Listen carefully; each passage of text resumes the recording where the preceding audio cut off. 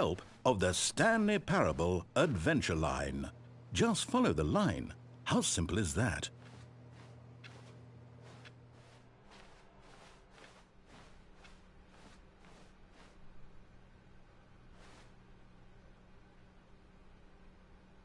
No, I'm down. We're leaving it up to the line from now on.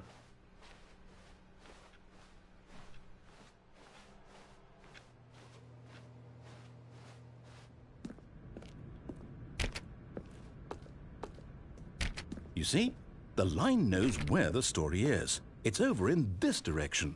Onward, Stanley, to destiny. Though, here's a thought. Wouldn't wherever we end up be our destination, even if there's no story there? Or to put it another way, is the story of no destination still a story? Simply by the act of moving forward, are we implying a journey such that a destination is inevitably conjured into being via the very manifestation of the nature of life itself? Whoa. Hang on. That got a bit weird back there. Well, I'd like to apologize. Not sure where I was going with all that. You know what? I think what we need right now is a bit of music to lighten the mood.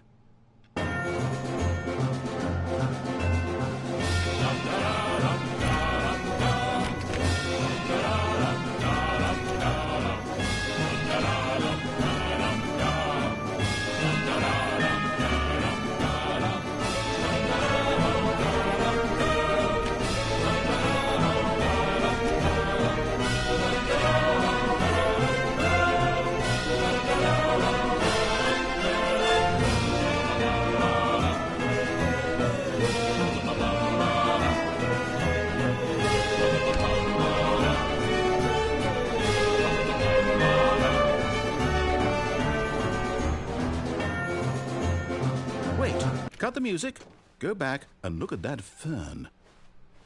Stanley, this fern will be very important later in the story. Make sure you study it closely and remember it carefully. You won't want to miss anything.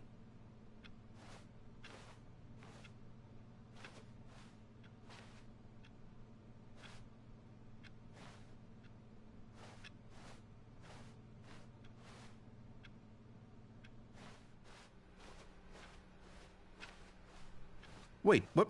We're back at the office? No. Line, you do know we're looking for the Stanley Parable, right? The story? Is any of this ringing a bell?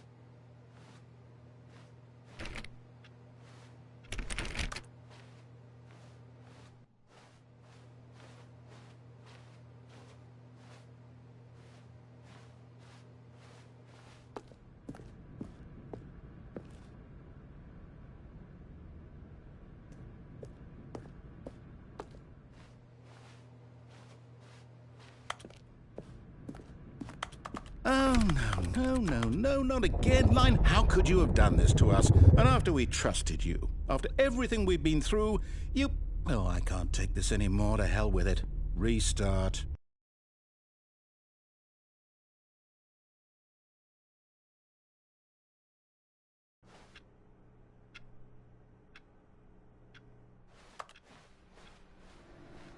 You know what, Stanley?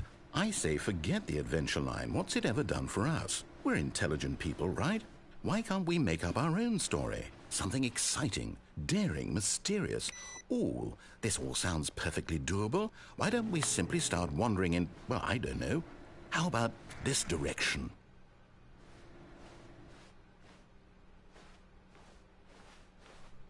Now, yes, this is exciting. Just me and Stanley forging a new path, a new story. Well, it could be anything.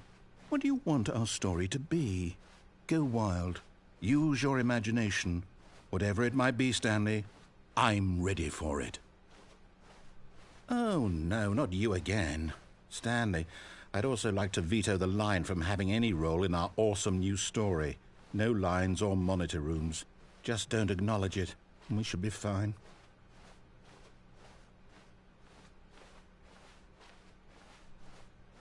Ah, a choice. We get to make a decision. From here, the story is in our control. How important we mustn't squander the opportunity. In fact, I believe I need a minute to think here. Just walk in circles for a minute. Okay, So I know that each door has to lead somewhere, which means that somewhere at the place where we're trying to go, there must be a reverse door that leads here. And that in turn means that our destination corresponds with the counter-inverted reverse door's origin. So starting from the right, let us ask, will taking the right door lead us to where we're going? And since the answer is clearly yes, then by all accounts, the door on the right is the correct one. Another victory for logic. Come, Stanley, our destiny awaits.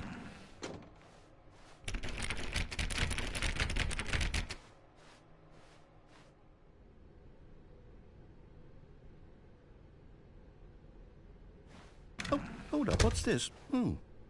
The confusion ending. You're telling me that's what this is? It's all one giant ending? And we're supposed to restart the game, what, eight times? That's really how all this goes? It's all determined? So now, according to the schedule, I restart again. Then what? Am I just supposed to forget?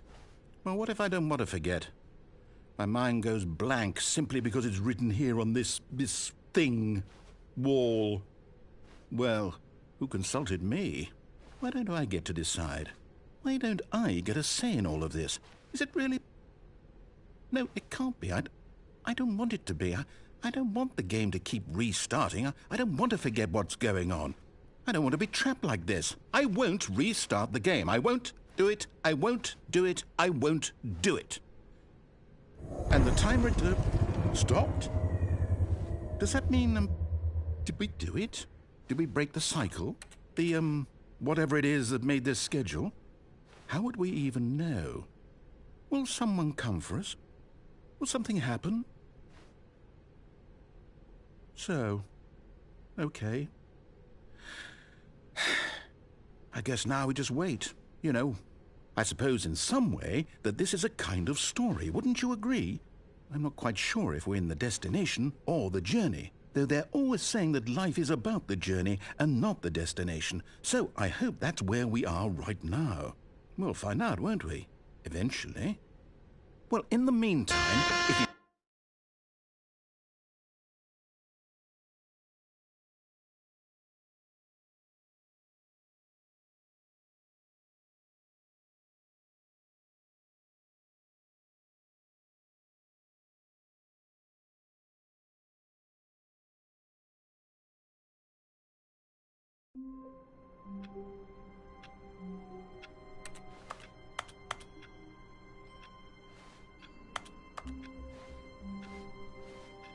All of his co-workers were gone. What could it mean? Stanley decided to go to the meeting room. Perhaps he had simply missed a memo.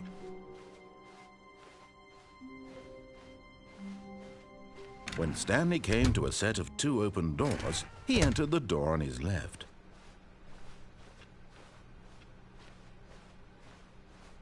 Yet there was not a single person here either.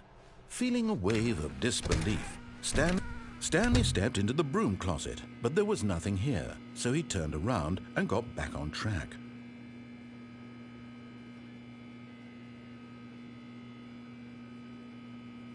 There was nothing here. No choice to make, no path to follow, just an empty broom closet. No reason to still be here.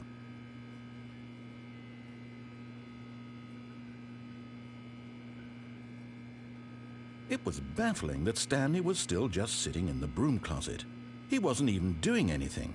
At least if there was something to interact with, he'd be justified in some way. As it is, he's literally just standing there doing sweet FA.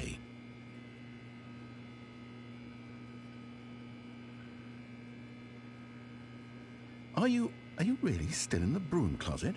Standing around doing nothing? Why? Please offer me some explanation here. I'm genuinely confused.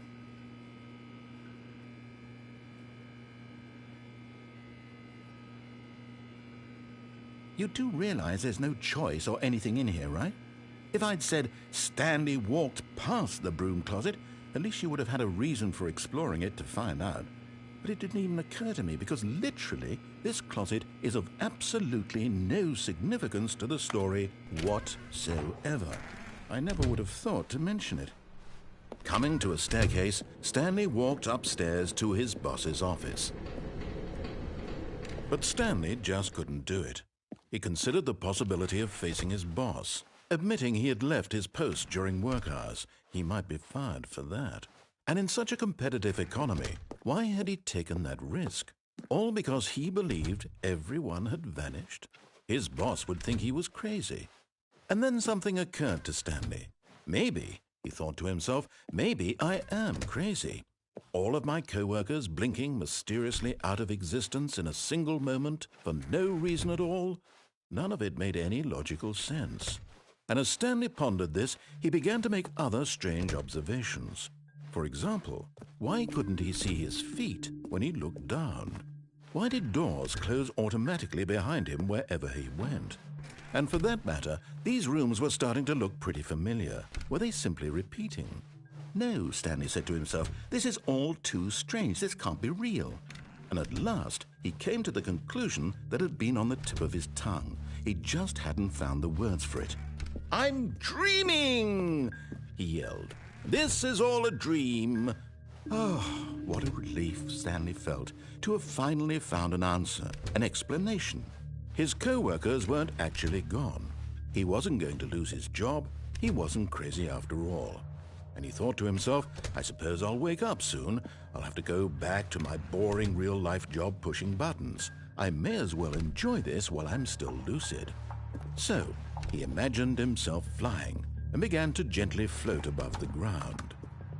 Then he imagined himself soaring through space on a magical starfield, and it too appeared. It was so much fun, and Stanley marveled that he had still not woken up. How was he remaining so lucid? And then perhaps the strangest question of them all entered Stanley's head. One he was amazed he hadn't asked himself sooner. Why is there a voice in my head dictating everything that I'm doing and thinking? Now the voice was describing itself being considered by Stanley, who found it particularly strange. I'm dreaming about a voice describing me, thinking about how it's describing my thoughts, he thought. And while he thought it all very odd and wondered if this voice spoke to all people in their dreams, the truth was that, of course, this was not a dream. How could it be? Was Stanley simply deceiving himself, believing that if he's asleep, he doesn't have to take responsibility for himself? Stanley is as awake right now as he's ever been in his life. Now, hearing the voice speak these words was quite a shock to Stanley. After all, he knew for certain, beyond a doubt, that this was in fact a dream.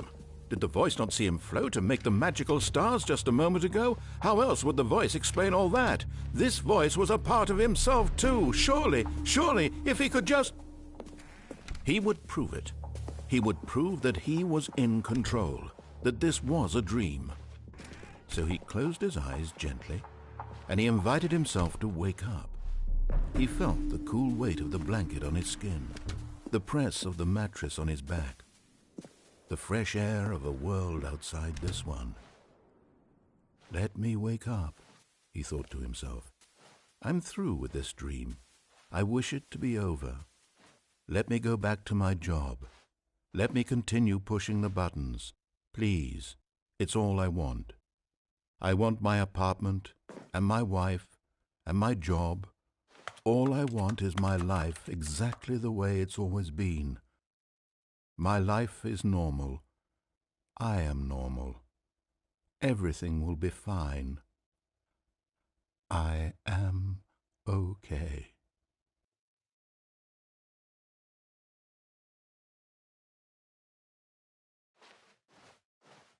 Stanley began screaming. Please, someone, wake me up. My name is Stanley. I have a boss. I have an office. I am real. Please, just someone tell me I am real. I must be real. I must be. Can anyone hear my voice? Who am I? Who am I? And everything went black.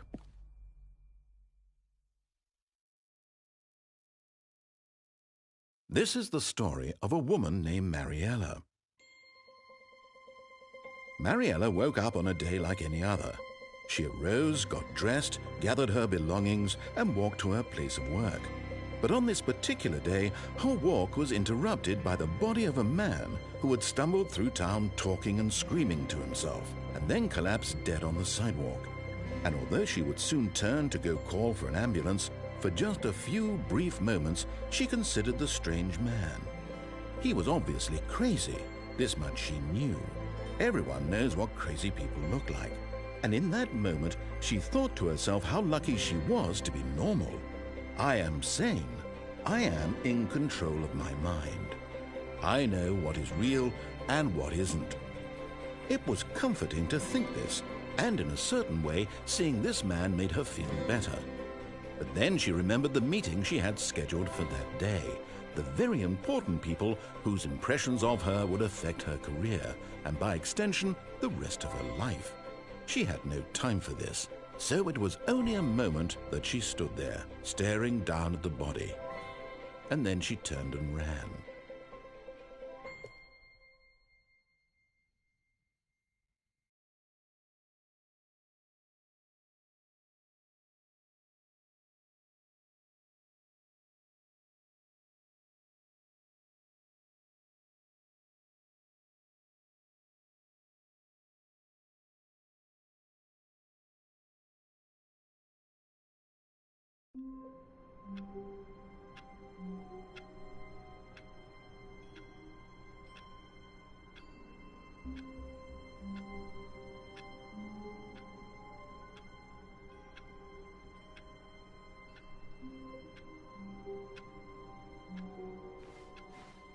All of his co-workers were gone. What could it mean? Stanley decided to go to the meeting room. Perhaps he had simply missed a memo.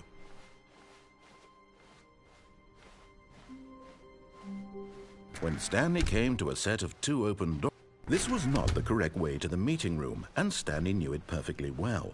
Perhaps he wanted to stop by the employee lounge first, just to admire. The lounge was sublime, a work of art.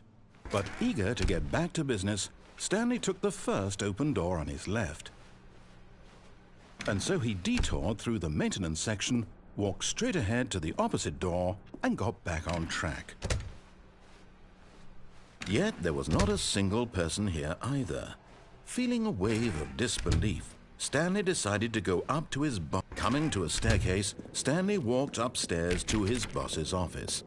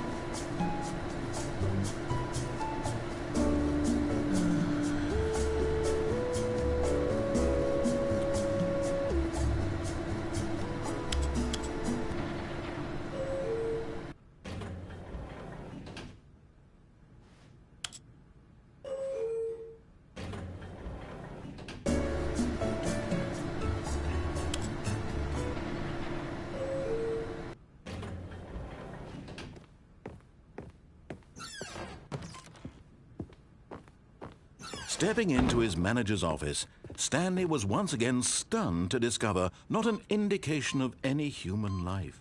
What could it mean? Stanley wondered aloud to nobody. He began wildly tearing through papers on the boss's desk, pulling books off the shelf, looking behind paintings, desperate for clues to his situation. But his attention was caught by a keypad behind the boss's desk. What could its purpose be? In fact, this keypad guarded the terrible secret that lay buried below his feet. And so the boss had assigned it an extra secret PIN number, 2845. But of course, Stanley couldn't possibly have known this.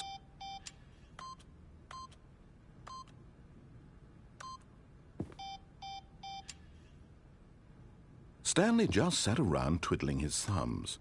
Trying to input anything on the device was useless. Yet incredibly, by simply pushing random buttons on the keypad, Stanley happened to input the correct code by sheer luck. Amazing. He stepped into the newly opened passageway.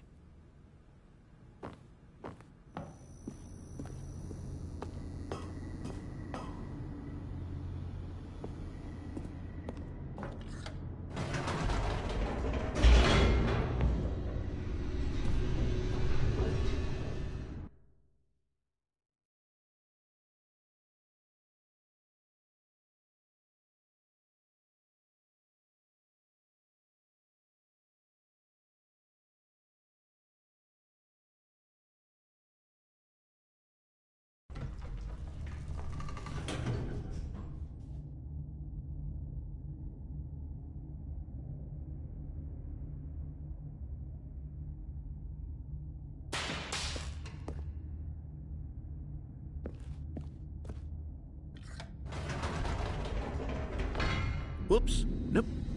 Never mind. Stanley actually got back into the elevator and went back up. Silly me. Why did Stanley do that when he knew that it would just lead back to his boss's office? Well, that's a great question. I just can't wait to find out.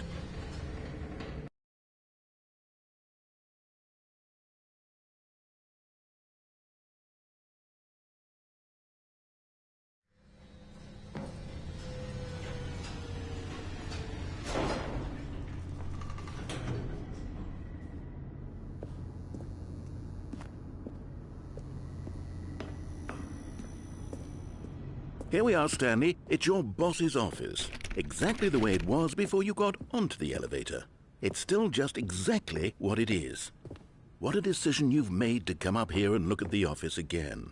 This has fleshed out the plot of the story in new and fascinating ways I could have never anticipated. It's that keen eye for storytelling that you have, an incisive rapid fire of critical plot points, one after the other, weaving a rich tapestry of uncompromising narrative. Wow! I'm bolted to the edge of my seat.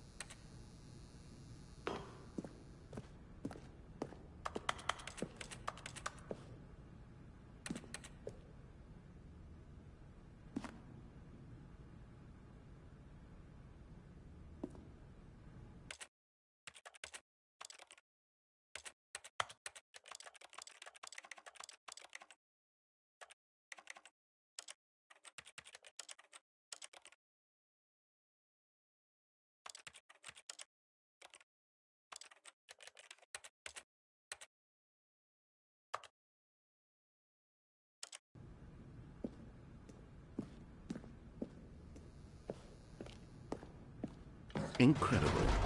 Now he's getting back into the elevator and going down again. Ladies and gentlemen, how does he keep coming up with all of this?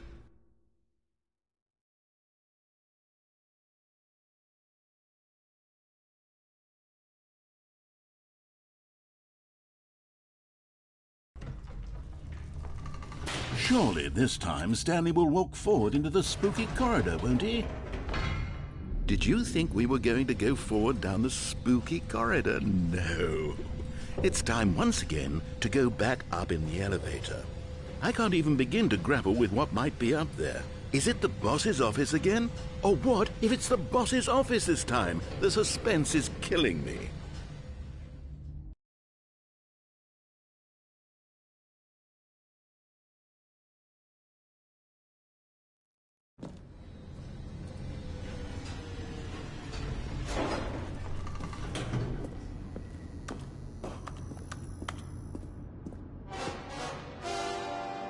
Oh my God, it's the boss's office. This absolutely changes everything for me. Give me a time out here for a minute while I process this.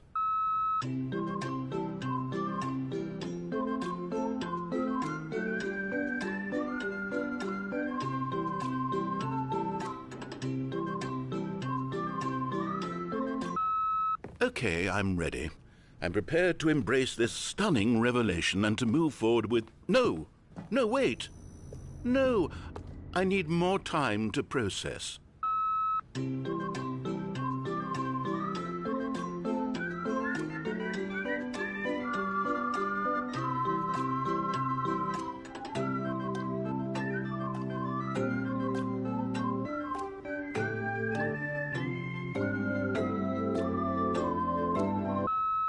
All right, I have fully come to terms with it.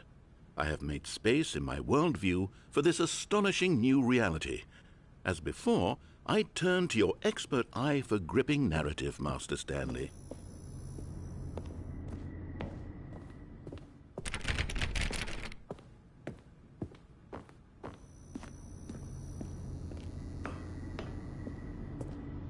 Of course, going back down in the elevator. How did I not anticipate it? I mean, sure, now it's obvious, but you have to understand that 30 seconds ago, this kind of thing had never been attempted before. I had no frame of reference to even anticipate it. That's just how revelatory Stanley's decision-making is. A breath of fresh air in a landscape of storytelling that has grown stale and repetitive.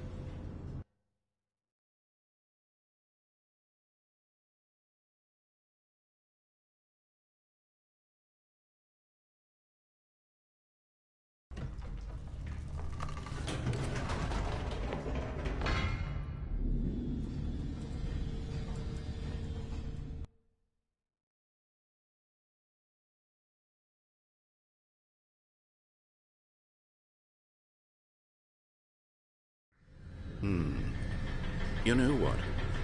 I've just thought of something. Hold on, let's stop for a moment. Don't you realize? It's the anticipation, Stanley.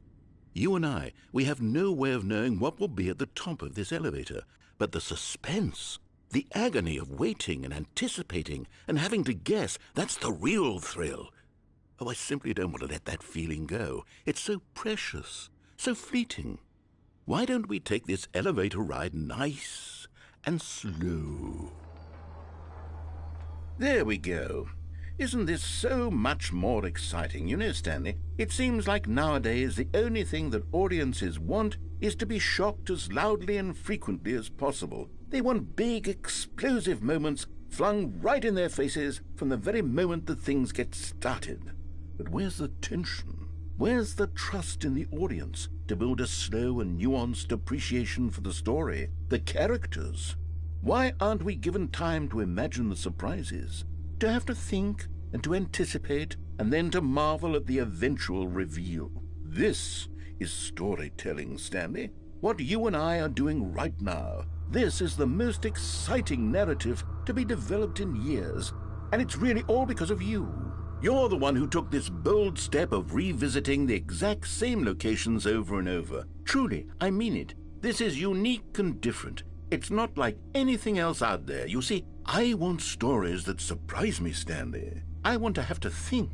I want to be engaged and not pandered to. We're being fed such unimaginative drivel all the time, and we all know it, which is why we're so starved for content that makes us feel sharp and vital and alive.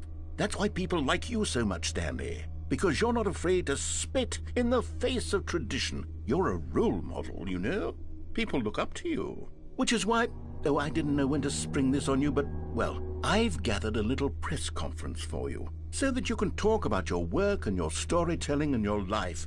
Yes, I know you're not much for the public eye, but I thought it would especially mean a lot to the people who have been following you from the beginning. They really look up to you, Stanley. I don't know if you realize the impact you have on them. This is the kind of gesture that might leave a tremendous impact on them for the better.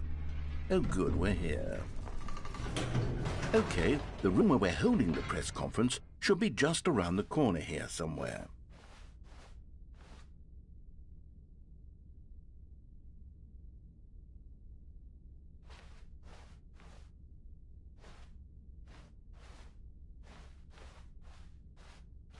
Ah, yes, here it is, just through this door.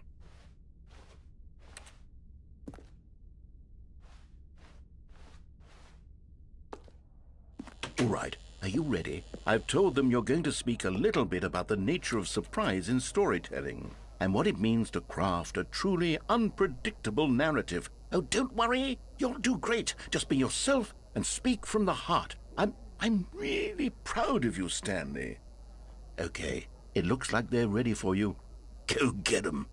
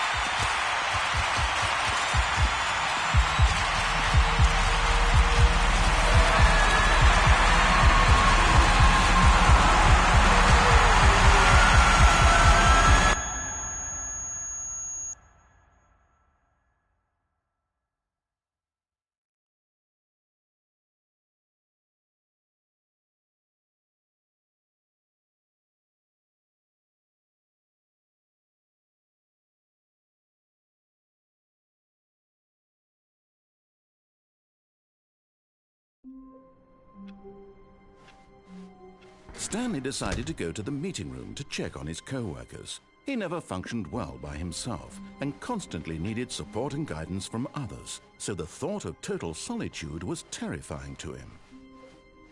When Stanley came to a set of 2 open doors, he entered the door on his left.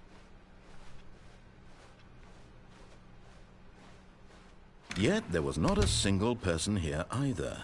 Feeling a wave of disbelief, Stanley decided to go up to his boss. Coming to a staircase, Stanley walked upstairs to his boss's office.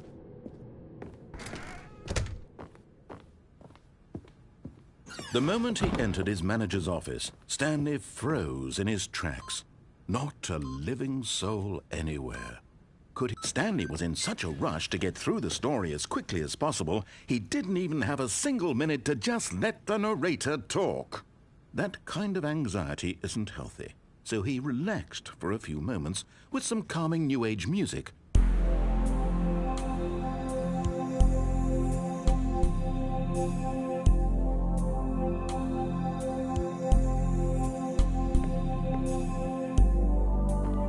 Feeling soothed and rejuvenated, Stanley calmly walked forward into the opened passageway.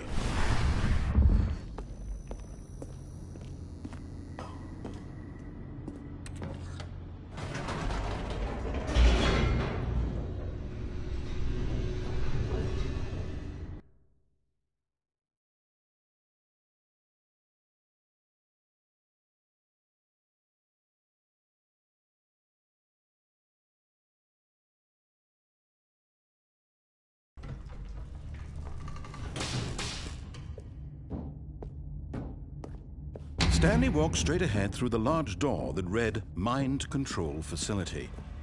Although this passageway had the word escape written on it, the truth was that at the end of this hall, Stanley would meet his violent death.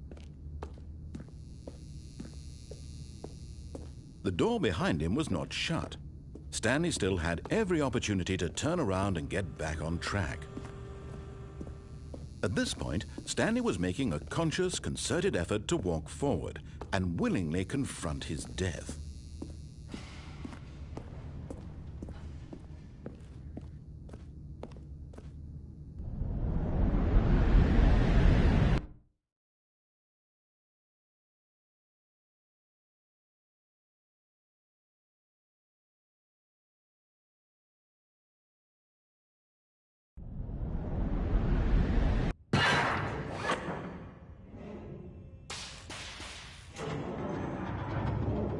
As the machine whirred into motion and Stanley was inched closer and closer to his demise, he reflected that his life had been of no consequence whatsoever.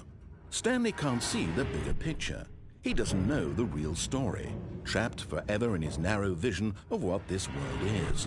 Perhaps his death was of no great loss, like plucking the eyeballs from a blind man. And so he resigned and willingly accepted this violent end to his brief and shallow life. Farewell, Stanley.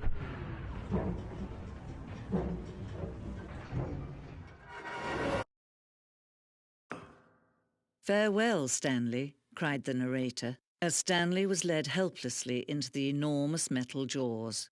In a single visceral instant, Stanley was obliterated as the machine crushed every bone in his body, killing him instantly.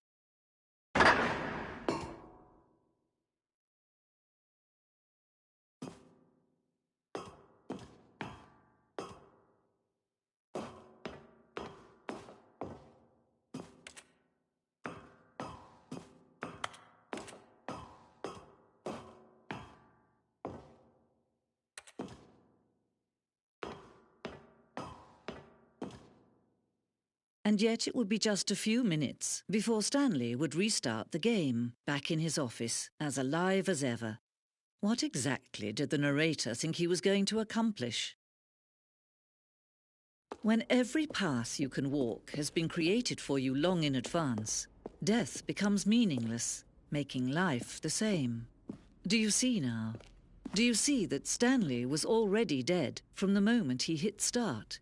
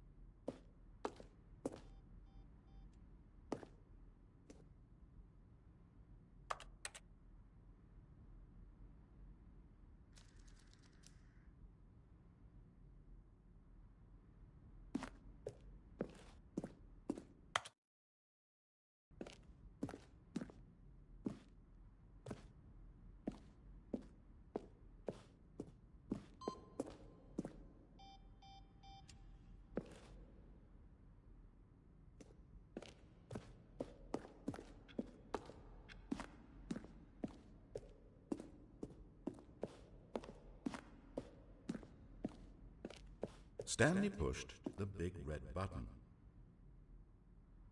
Stanley stood on the snow.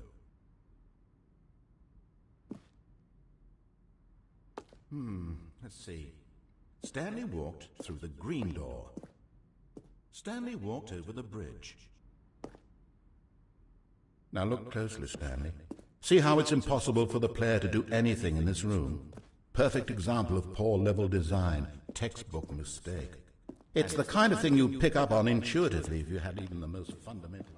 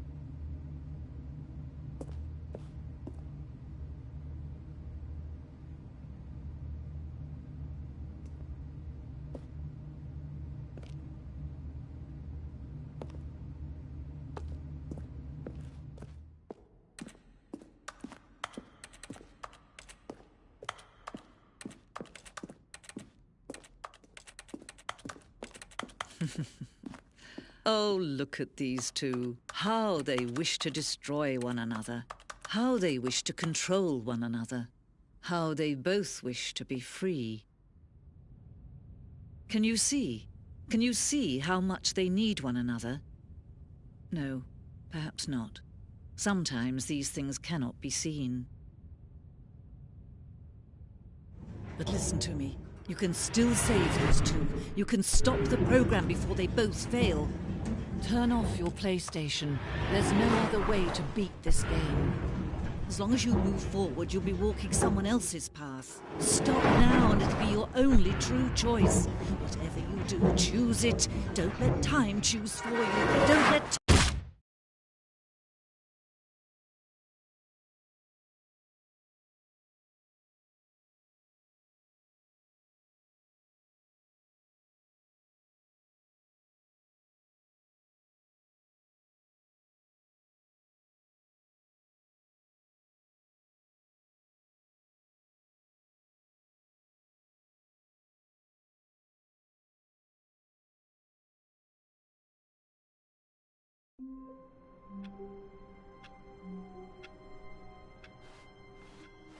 All of his co-workers were gone. What could it mean? Stanley decided to go to the meeting room. Perhaps he had simply missed a memo. Oh, new content? What does that mean, new content?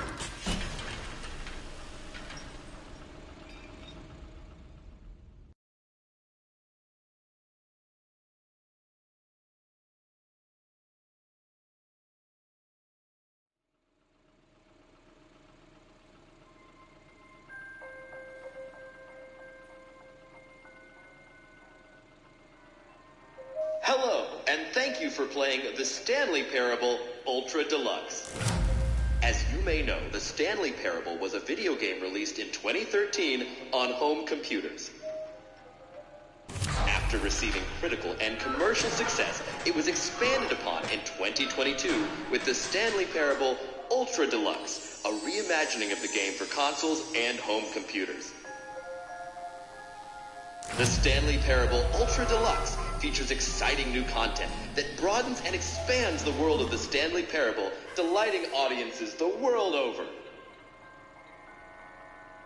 Please, step inside and see what thrilling new adventures await in the Stanley Parable Ultra Deluxe.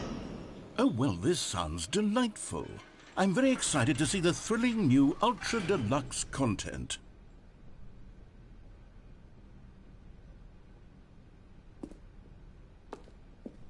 Okay, so far it's an elevator. Nothing special yet, but I'm sure it's just the beginning of a mesmerizing adventure.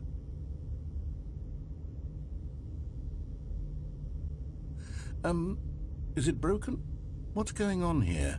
Should we be moving somewhere or... Oh, there we go. All right, finally, at long last, it's on to the new content. I've never been more ready. Let's do it.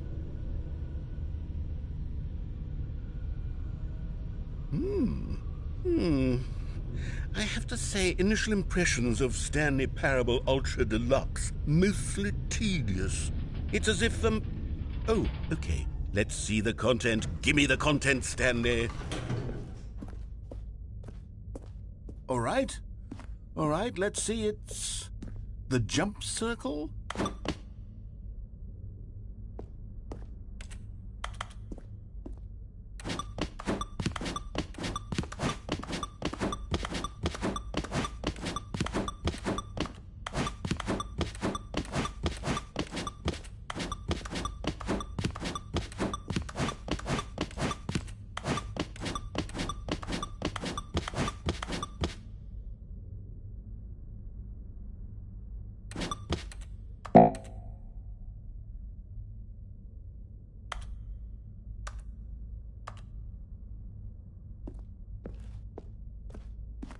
Is that it? Surely that's not all the new content. There has to be something else, right? Goodness.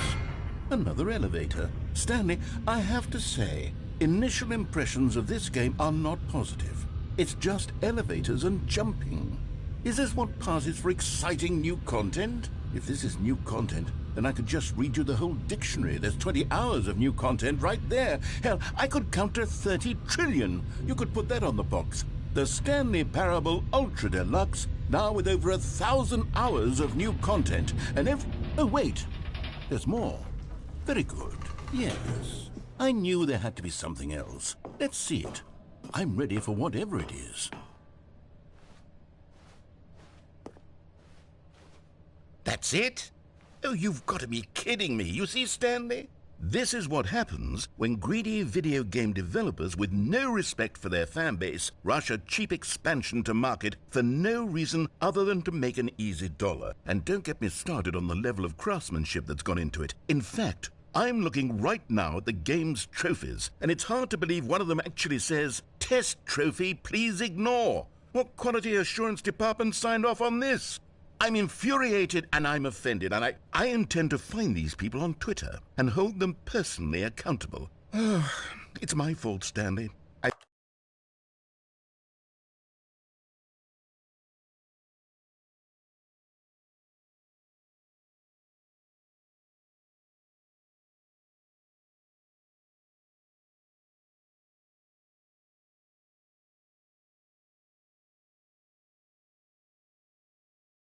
built up too much anticipation around the new content, I'm afraid. It could never have lived up to such expectations. If you're still with me, why don't we just reset the game, and we'll try to get back to what the Stanley Parable is really about. No frills, no gimmicks. Just you and me having a great time together like always. What do you say, friend?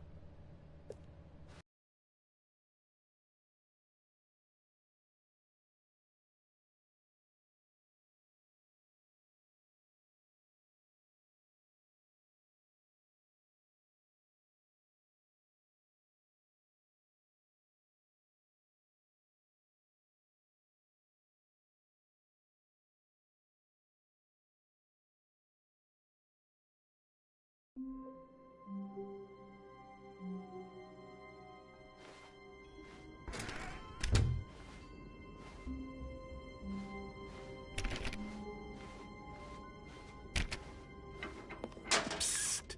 Stanley! Come over here! In the vent! I want to show you something! Oh, you don't want to see the cool surprise I made for you? Well, fine. You're a dork anyway, so who cares?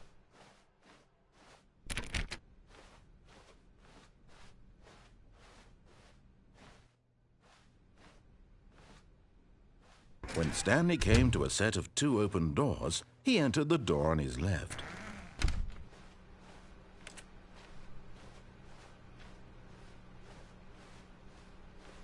Yet there was not a single person here either.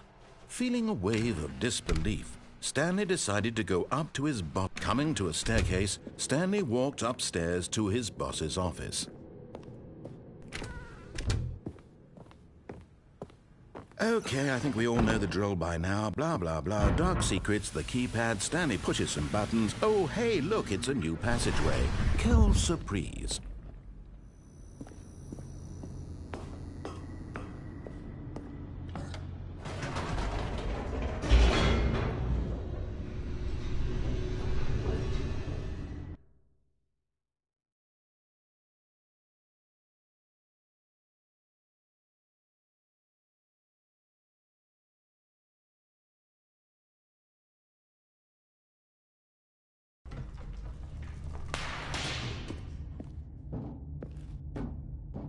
Stanley walked straight ahead through the large door that read Mind Control Facility. Although this passageway had the word, but of course, Stanley thought better of it and realized he simply had too much to live for.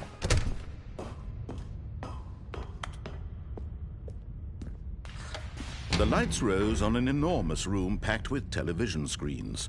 What horrible secret did this place hold? Stanley thought to himself. Did he have the strength to find out?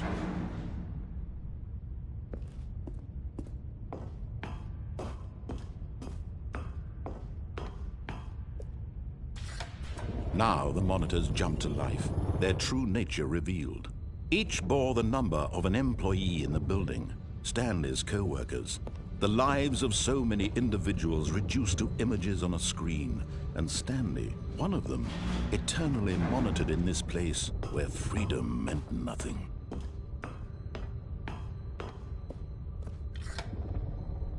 This mind control facility, it was too horrible to believe. It couldn't be true. Had Stanley really been under someone's control all this time? Was this the only reason he was happy with his boring job? That his emotions had been manipulated to accept it blindly? No, he refused to believe it. He couldn't accept it. His own life in someone else's control? Never! It was unthinkable, wasn't it? Was it even possible? Had he truly spent his entire life utterly blind to the world?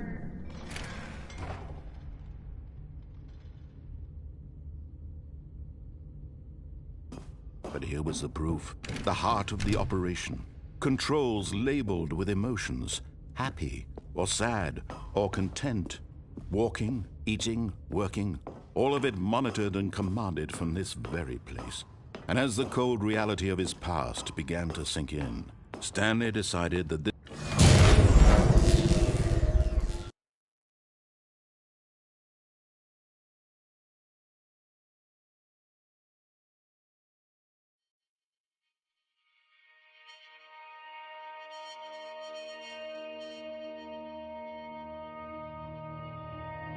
blackness and a rising chill of uncertainty. Was it over? Yes! He had won! He had defeated the machine, unshackled himself from someone else's command. Freedom was mere moments away. And yet, even as the immense door slowly opened, Stanley reflected on how many puzzles still lay unsolved. Where had his co-workers gone? How had he been freed from the machine's grasp? What other mysteries did this strange building hold? But as sunlight streamed into the chamber, he realized none of this mattered to him, for it was not knowledge or even power that he had been seeking, but happiness. Perhaps his goal had not been to understand, but to let go. No longer would anyone tell him where to go, what to do, or how to feel. Whatever life he lives, it will be his. And that was all he needed to know. It was perhaps the only thing worth knowing. Stanley stepped through the open door. Stanley felt the cool breeze upon his skin, the feeling of liberation, the immense possibility of the new path before him. This was exactly the way, right now, that things were meant to happen. and Stanley was happy.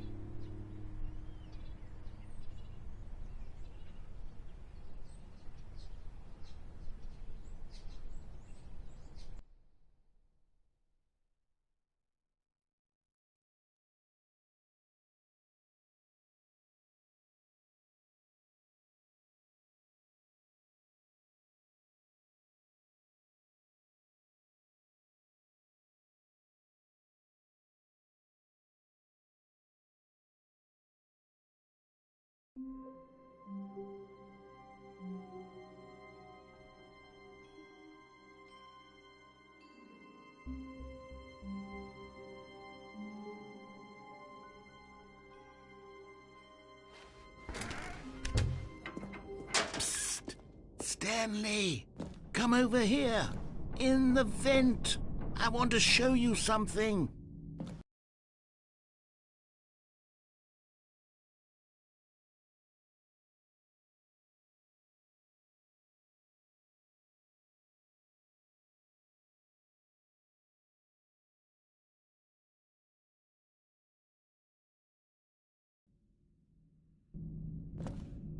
Okay, you remember how cheap and unsatisfying the new Ultra Deluxe content turned out to be? Well, it got me thinking about the past and how much better the Stanley Parable used to be.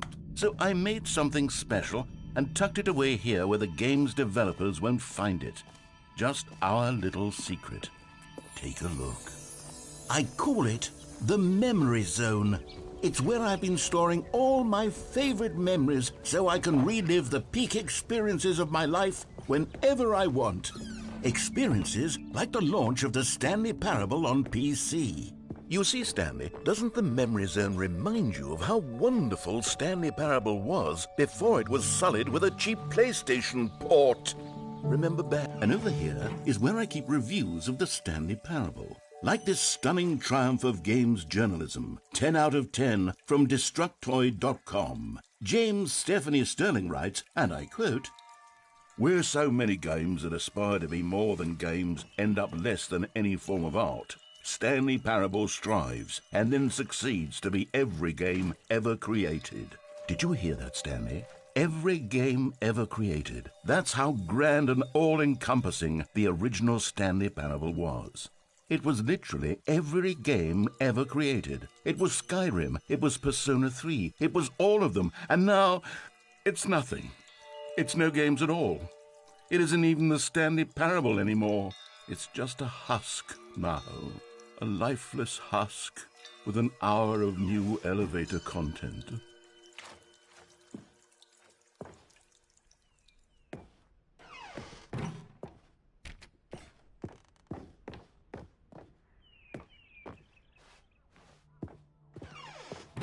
Here's another moving passage, this time from GameSpot.com. The Stanley Parable is both a richly stimulating commentary on the nature of choice in games and one that offers some of the most enjoyable, surprising, and rewarding choices I've ever been confronted with in a game. 9 out of 10. Don't you get it, Stanley? The game was perfect. It didn't need anything else. It didn't need new content.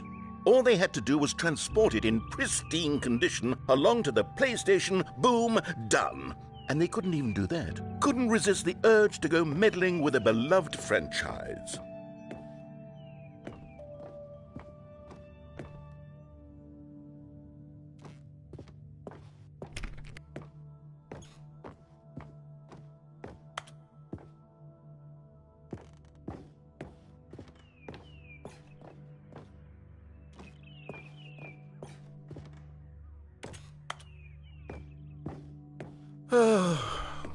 These were simpler times, Stanley. But I wouldn't give to go back to have it all over again. Wait, hang on.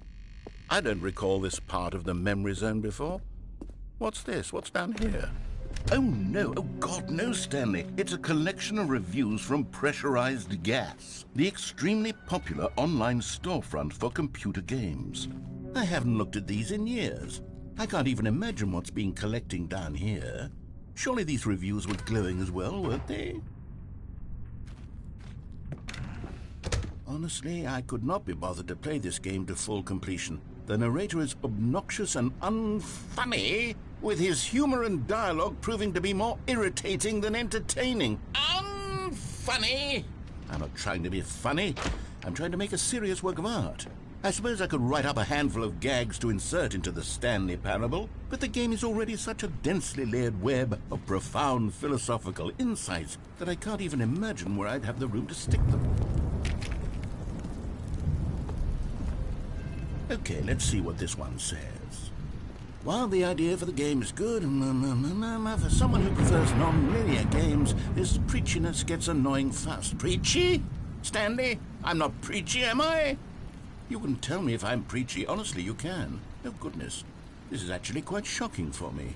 Well, to be honest, I had always thought of the game's dialogue as being rather terse to begin with. You can't know how much fluff I cut from the game to get it to feel as light and airy as it... Well, I always thought it did, but maybe it wasn't. Oh, dear. What an awful memory to have to hold on to. These black marks on my otherwise unimpeachable track record. I feel like a failure, like I let these people down. Perhaps the Stanley Parable isn't quite as sterling as I always remembered. What's this one got to say? You constantly have to stop doing anything so the narrator can catch up with his long-winded explanations of what's happening. I wish there was a skip button. A skip button? Well, yes. Yes, I think we can do that. If I'm truly too preachy, then maybe letting you skip ahead for just a moment, surely it couldn't hurt. Not if it means we can strike these negative reviews from the record. Only positive reviews of the Stanley Parable. That's my motto today, and it's always been my motto. I'd do anything for the customer, Stanley. Yes, a skip button we shall have. And here it is. Go ahead and give it a shot. I'll pop you forward in time so that the second my incessant droning starts to bore you, with just the push of a button, you'll have zipped right past it. It's what the players have been asking for, and I'm very proud to have delivered. No more listening to me rambling on and on and on. No. The Stanley Parable is a game for the people. And if the people want silence, then by goodness, that's what they're going to get. Well, don't sit around waiting for me to shut up. Go ahead and make me shut up. Here, we'll pretend that I've just begun an interminable monologue, and it goes something like this. The story and the choices, or what have you, and therefore by becoming it is, so on and so forth, until inevitably we all until the end of time, at which time everything all at once, so now you see, blah blah blah blah blah blah blah blah blah blah blah blah blah blah blah. We've eaten too much and it can't be just yet, no, until 245. But the logic of elimination working backwards, the deduction therefore becomes impossible to manufacture. It went on for nearly 10,000 years, until just yesterday, here and there, forward and back, and never a moment before lunchtime. It can't be. It's the only thing there is. How many billions left until so much more than forever ago? Which is why I say... the story and the choices, or what have you, and therefore by becoming it is, so on and so forth, until inevitably we all until the end of time, at which time everything all at once, so now you see, blah blah blah blah blah blah blah blah blah blah blah blah blah blah. We've eaten too much and it can't be just yet, no, until 245. But the logic of elimination working backwards, the deduction... Oh, you're back, you see. You were only frozen in time for a few minutes, but it was plenty of time for me to deliver a long, rambling monologue full of unnecessary verbal flourishes and lengthy ruminations on the nature of choice in video games. Of course, I happen to believe it was perhaps one of my more profound such ruminations. Not that, of course, you need a description of it, but if I had to describe it, I'd say it was perhaps less of a rumination and more of a treatise.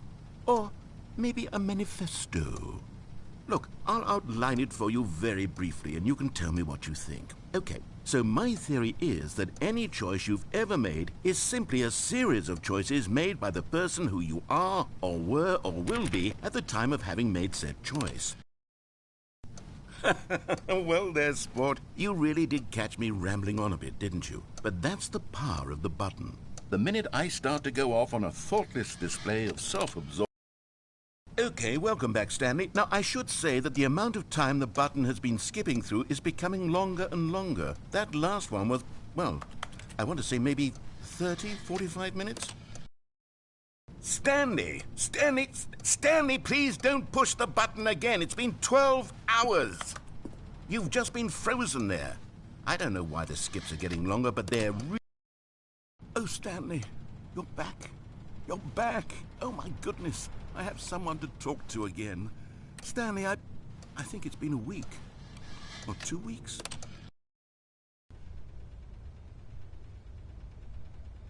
Oh, hello. It's you. You're here again. Welcome. I have had time to think about you and about us.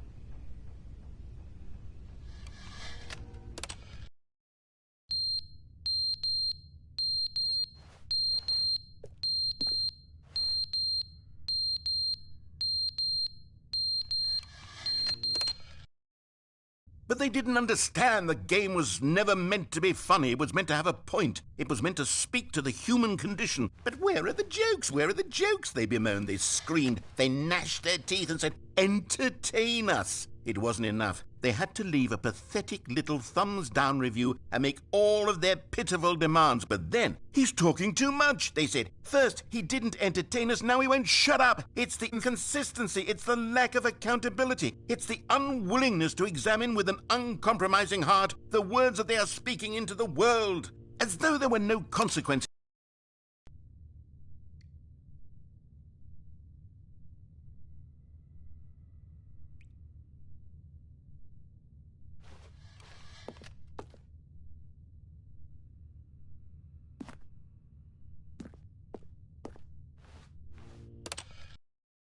The end is never the end, is never the end, is never the end, is never the end, is never the end, is never the end, is never the end, is never the end, is never the end, is never the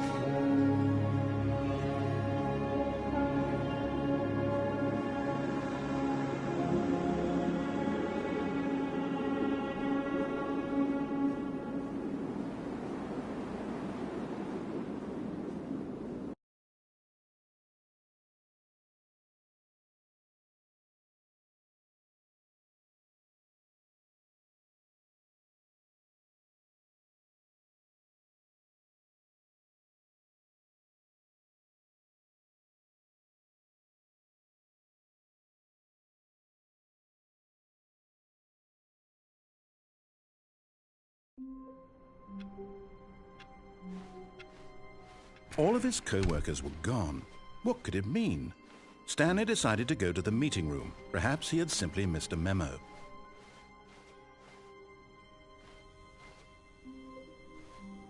Oh, good. You noticed my sign. Yes, I have something very exciting to show you.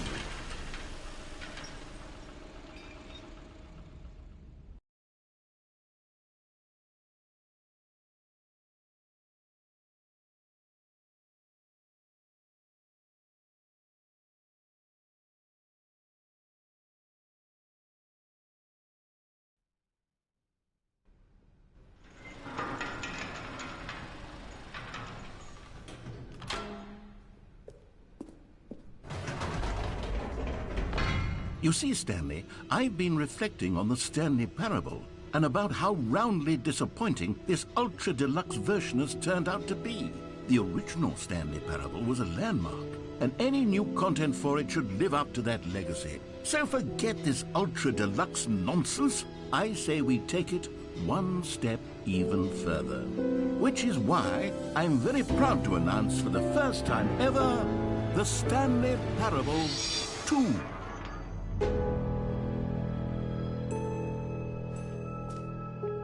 Yes, you see, isn't this far superior to a measly port with a few minor additions? Think of all the new territory we'll cover with a fully fledged sequel. An entirely new experience, built from the ground up. Why, there are so many possibilities. It could go in so many different directions.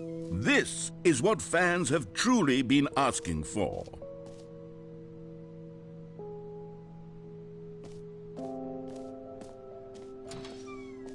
Now, to be clear, I haven't quite nailed down what exactly the Stanley Parable 2 is going to be, but let's take a look at some of the features I've been developing for it. I figure that if I can loosely organize a handful of interesting concepts, that surely the game will sort of naturally spring up around them. It'll all work itself out. Game development is much more of a fuzzy magic than anything scientific or logical, really. Here we are. Go on, try out some of the new features.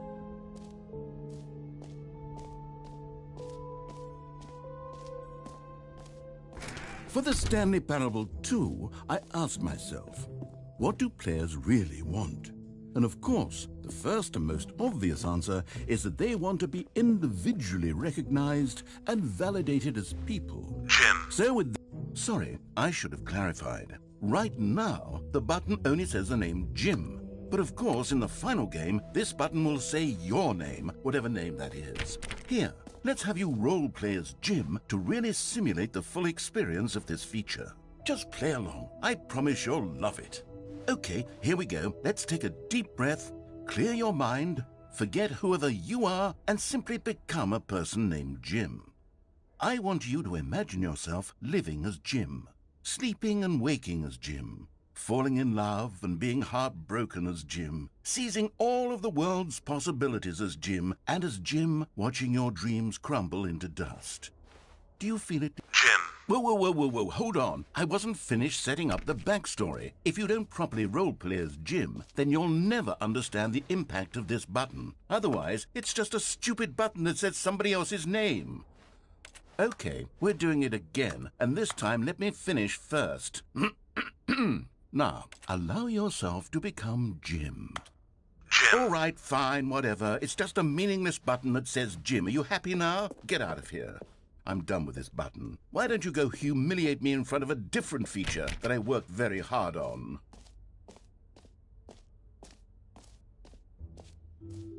Maybe I'll only let people named Jim play the Stanley Parable 2. They would appreciate what I've created here.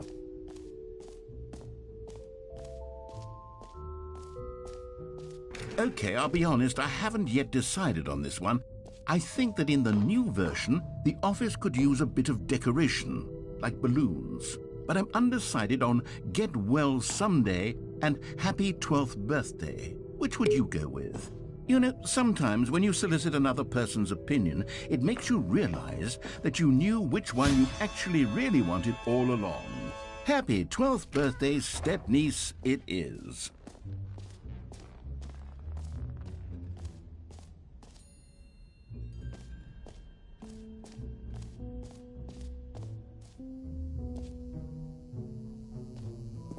Now, here's something special. You remember that broken test trophy that got left in the game on accident? Well, I'm developing a technology to simply give you the trophy. Yes. You see, you'll come to this... Okay, perhaps I should have clarified. This is technology that will exist. Right now, the trophy is still fully broken. I'm not a wizard, Stanley, but I guarantee it will be fixed in the sequel to at last satisfy the hordes of ravenous fans all over the world who have been uproariously demanding this feature. Gamers, we hear you, and I promise it will happen.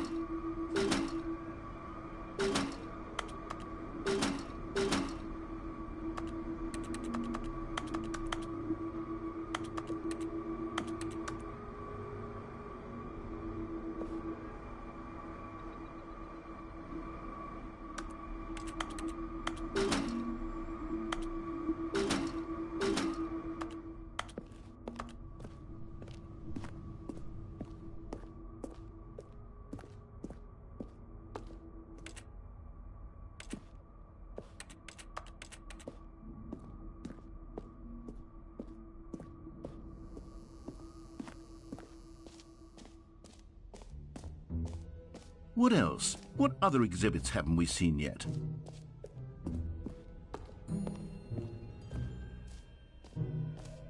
Ah, collectibles.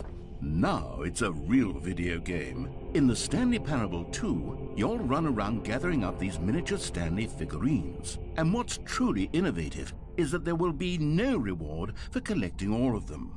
I don't want to stifle the intrinsic joy of watching a number go up. You simply collect all of them, and then you move the hell on with your unremarkable life.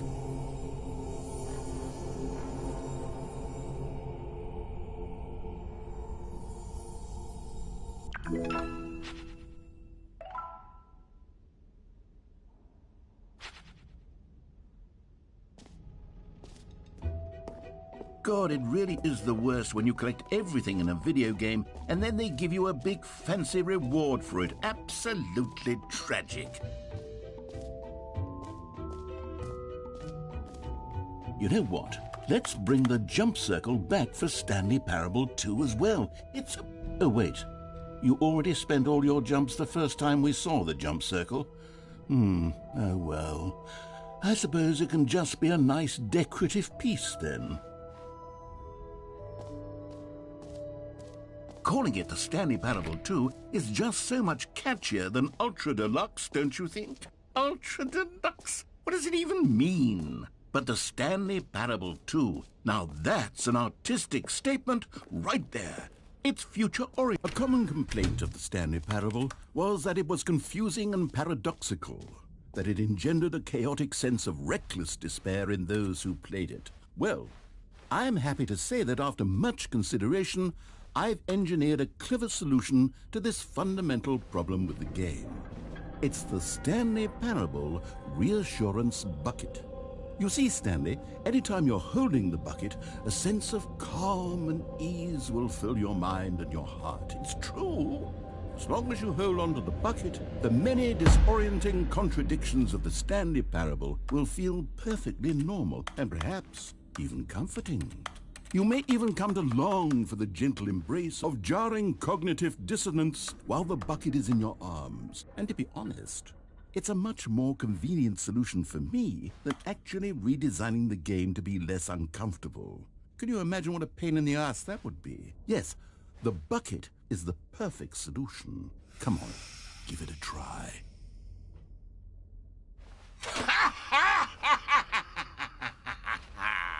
Can you feel it?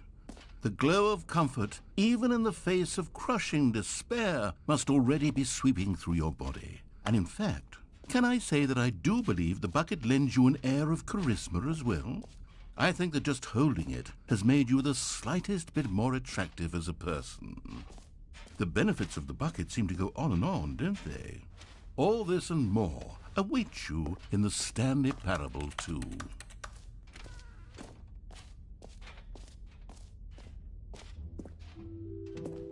Does anyone give out awards for most enjoyable bucket in a video game? That really should be an award if it isn't already.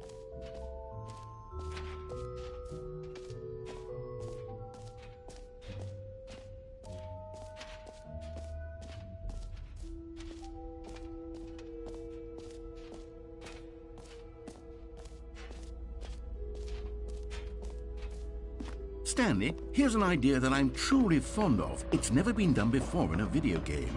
This is, in fact, a hole that you can fall down forever. That's right. Infinite falling. You can fall until the end of time, if you like. A stunning leap forward for video games as a medium.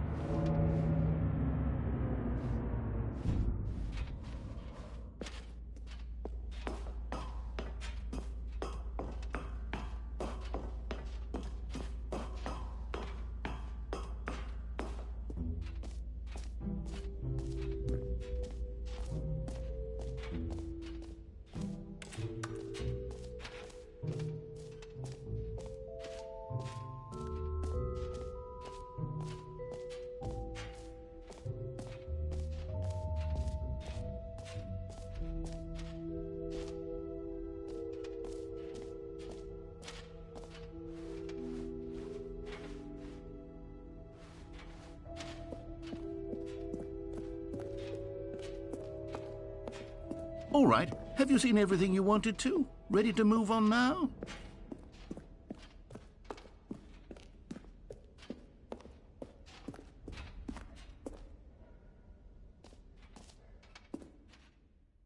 So, Stanley, what do you think? Do you like all of the new features? Yes, I know it's not exactly clear yet how exactly these features will come together as one single coherent video game, but I can feel it in my soul. It's going to work. There's definitely a good game in there somewhere. Say, let's do an experiment. I'll arrange these new features together, and we'll see whether or not it coheres into a meaningful gameplay experience. Okay. Are you ready? Here it is. I give you the Stanley Parable 2.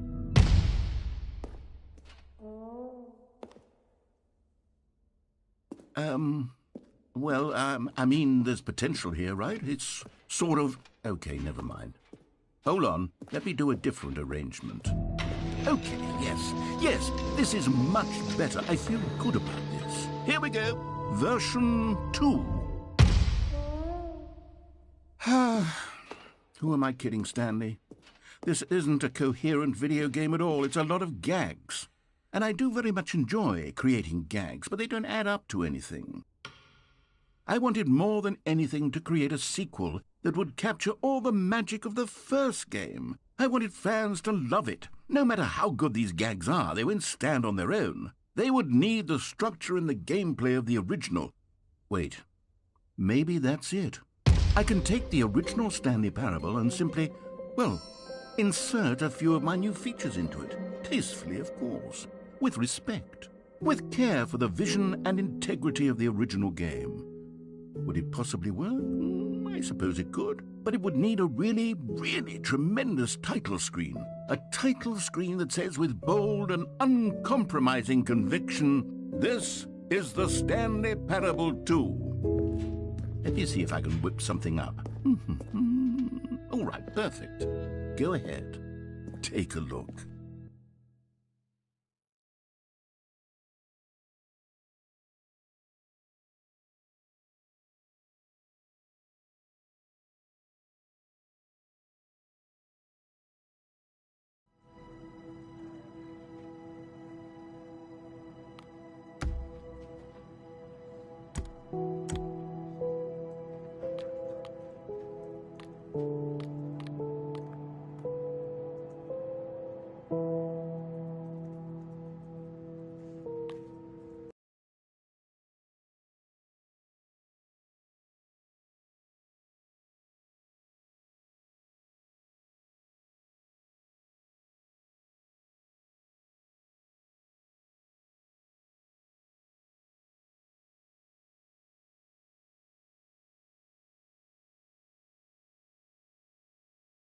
This is the story of a man named Stanley. Stanley worked for a company in a big building where he was employee number 427. Employee number 427's job was simple. He sat at his desk in room 427 and he pushed buttons on a keyboard. Orders came to him through a monitor on his desk, telling him what buttons to push, how long to push them, and in what order. This is what employee 427 did every day of every month of every year. And although others might have considered it soul-rending, Stanley relished every moment that the orders came in, as though he had been made exactly for this job. And Stanley was happy. And then one day, something very peculiar happened. Something that would forever change Stanley.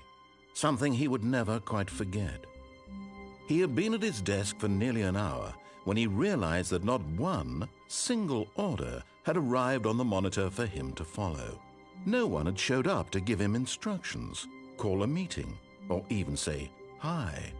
Never in all his years at the company had this happened, this complete isolation. Something was very clearly wrong. Shocked, frozen solid, Stanley found himself unable to move for the longest time. But as he came to his wits and regained his senses, he got up from his desk and stepped out of his office.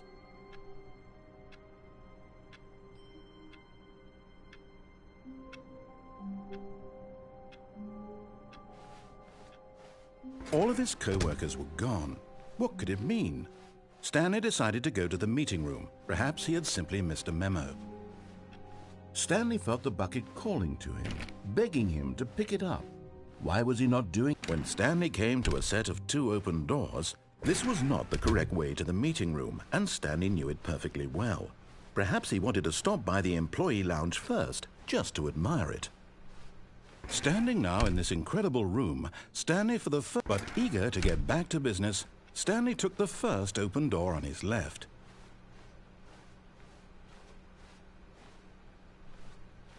Stanley was so bad at following directions, it's incredible he wasn't fired years ago.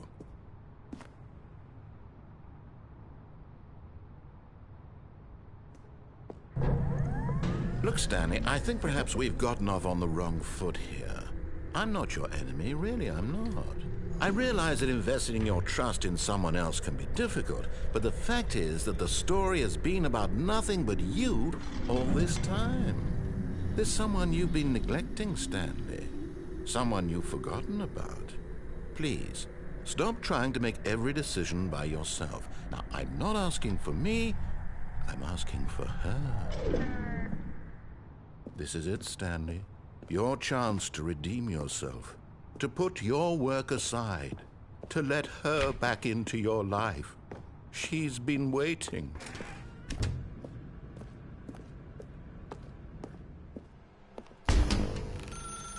That's her, Stanley.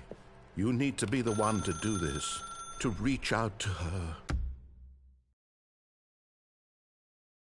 If you can truly place your faith in another, then pick up the phone.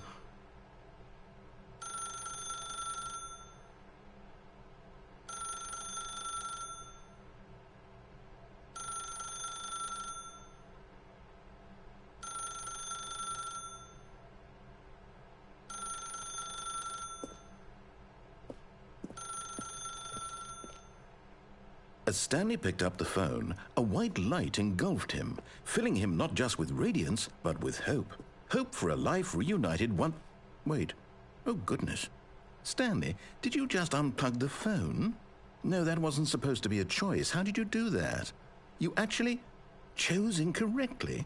I didn't even know that was possible. Let me double-check. No, it's definitely here, clear as day. Stanley picks up the phone. He's taken to his apartment where he finds his wife, and the two pledge themselves to one another. Music comes in, fade to white, roll credits. Not picking up the phone is actually somehow an incorrect course of action. How is that even possible? None of these decisions were supposed to mean anything. I don't understand. How on earth are you making meaningful choices? What did you... Wait a second. Did I just see... No, that's not possible. I can't believe it. How had I not noticed it sooner? You're not Stanley. You're a real person. I can't believe I was so mistaken. This is why you've been able to make correct and incorrect choices. And to think I've been letting you run around in this game for so long. If you'd made any more wrong choices, you might have negated it entirely. It's as though you completely ignored even the most basic safety protocol for real-world decision-making. Or did you not grasp the severity of the situation? Well, I won't have that kind of risk on my watch. I'm going to stop the game for a moment so we can educate you properly on safe decision-making in the real world. Please observe this helpful instructional video. Choice. It's the best part of being a real person. But if used incorrectly, can also be the most dangerous. For example, in this scenario, a hypothetical real person named Rupert has a choice. He could invent a machine that eliminates food shortages across the world to make life better for all people. Or he could spend years of hard work forgetting how to read. Which choice would you make? Remember that unlike here, the real world makes sense, and at no time should you make a choice that does not conform to rational logic. If you find yourself speaking with a person who does not make sense, in all likelihood, that person is not real. Allow the person to finish their thought, then provide an excuse why you cannot continue talking.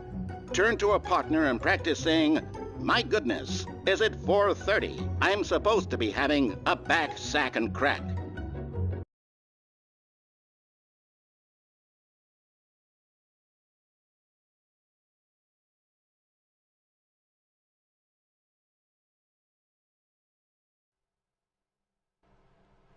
Excellent.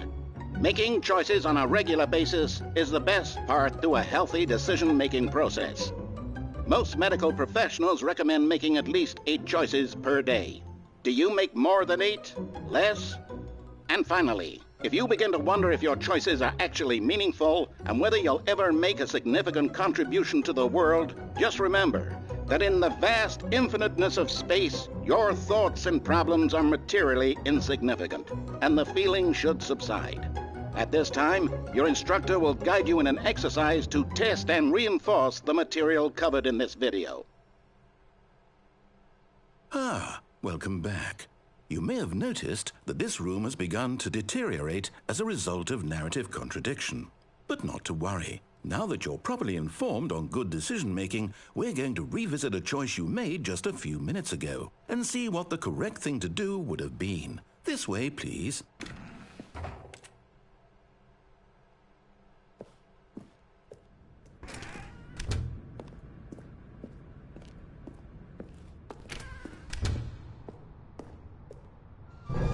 Now that we know your choices are meaningful, we can't have you jumping off the platform and dying.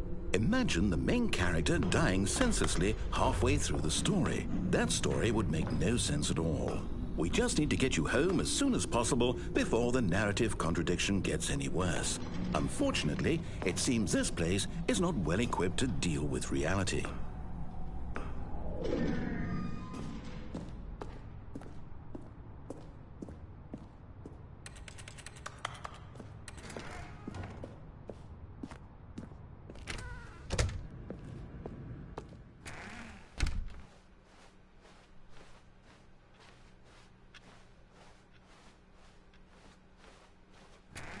Almost there. You'll take the door on the left, back to the correct ending, the story will have resolution once again, and you'll be home free in the real world.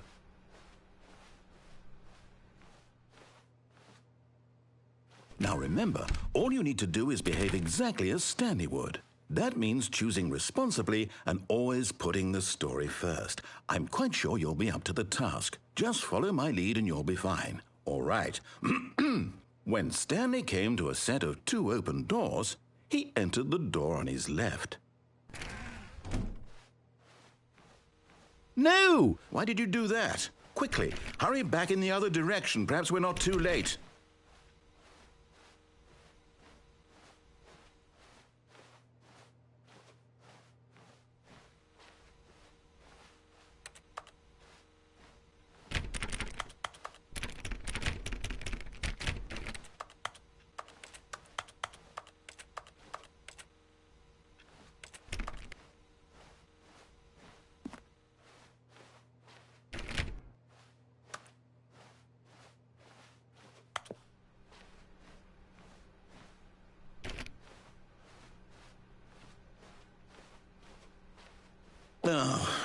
ruined. I can't believe, after everything we talked about, that my story, you've destroyed my work. Why? For what?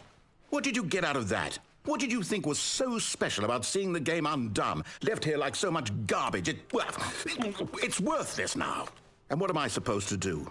Even if there were a way to continue, would it be worth it? To know that my story is now incorrect? How can I go back to that? I can't erase that knowledge. I'll have to live with it forever, reliving its impossibility forever. I couldn't live that way. Is it better to shut the game down entirely? To willingly destroy all of my work? I don't know. What's the answer? What do I do? What do I do? What do I... No, I have to. I have to shut the game down. I have to. I have to.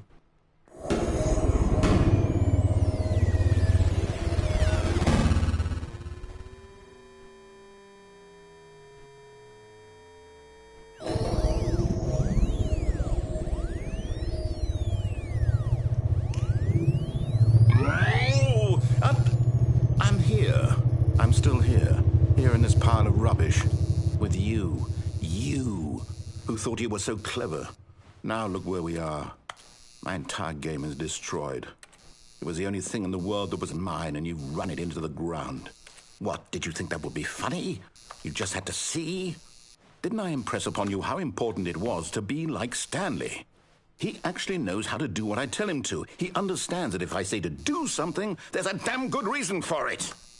That thought hadn't even occurred to you, had it? That there's a world outside of you? You're a child. Oh, my story. If you'd just gone through the door on the left, you would have seen it. There was a whole underground facility. You would have destroyed it and been victorious. It would have been so perfect. I worked so hard on it. I tried so hard to make... behave exactly as Stanley would. That means choosing responsibly and always putting the story first. I'm quite sure you'll be up to the task. Just follow my lead and you'll be fine. All right. When Stanley came to a set of 2 open doors, he entered the door on his left. No! Why did you do that? Quickly, hurry back. Behave exactly as Stanley would. That means choosing responsibly and always putting the story first. I'm quite sure you'll be up to the task. Just follow my lead and you'll be fine. All right. When Stanley came to a set of 2 open doors, he entered the door on his left.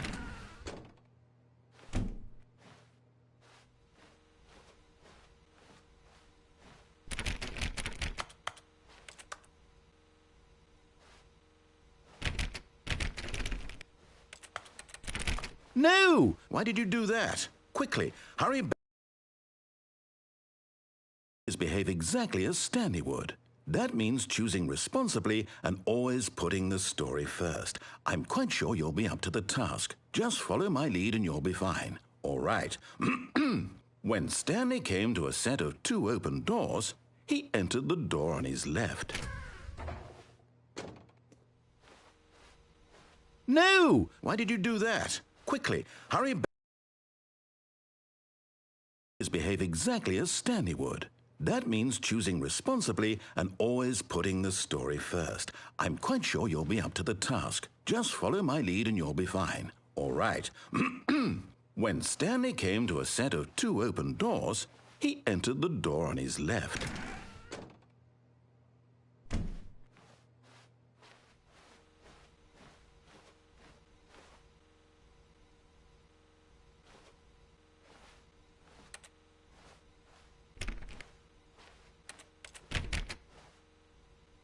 No! Why did you do that? Quickly, hurry back.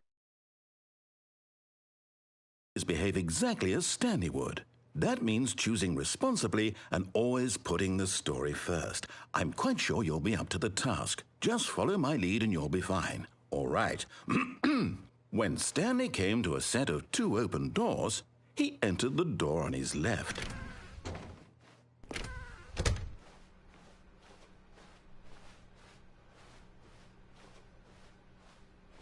Yet there was not a single person here either.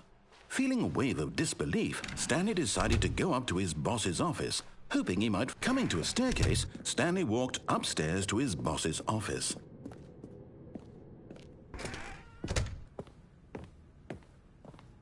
Stepping inside his manager's office, Stanley was once again stunned to discover not an indication of any human life.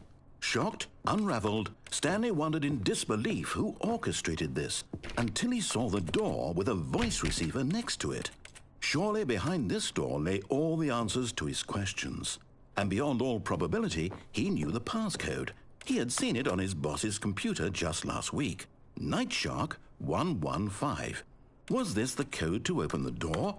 Would it still work? There was only one way to find out. Stanley had been trained never to speak up, but now he would draw from within himself the courage to face the unknown. He drew a sharp breath and then spoke the code.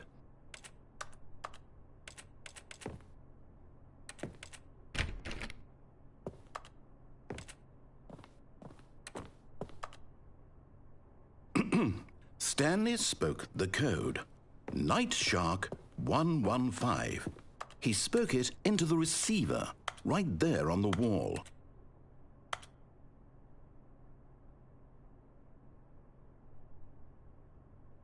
I'm sorry, is there a problem? You didn't mishear me, did you? Please speak the code into the receiver. Otherwise, we can't get on with the story. This is a crucial step.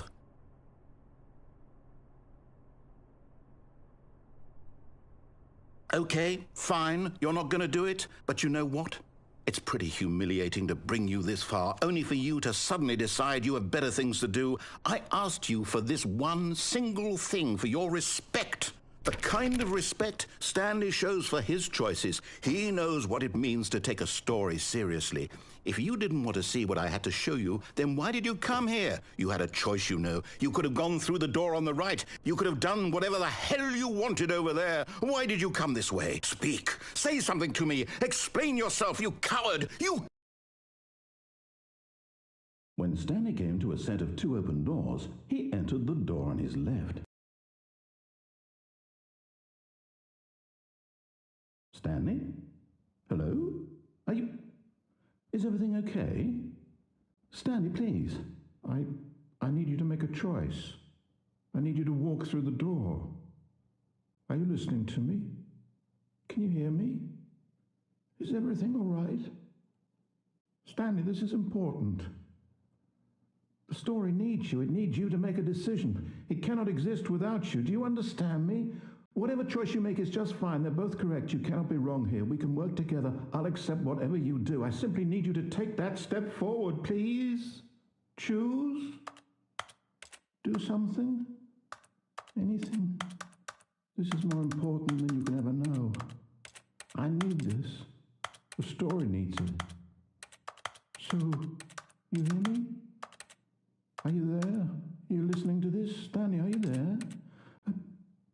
Okay. It's okay, I can wait.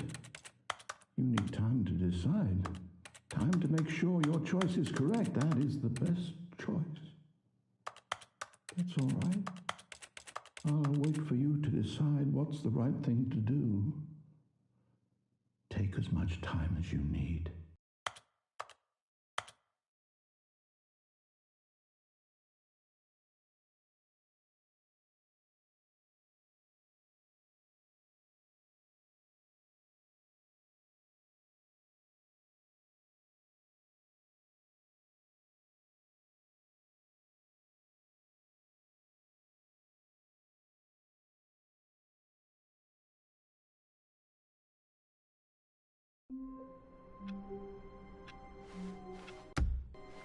All of his co-workers were gone.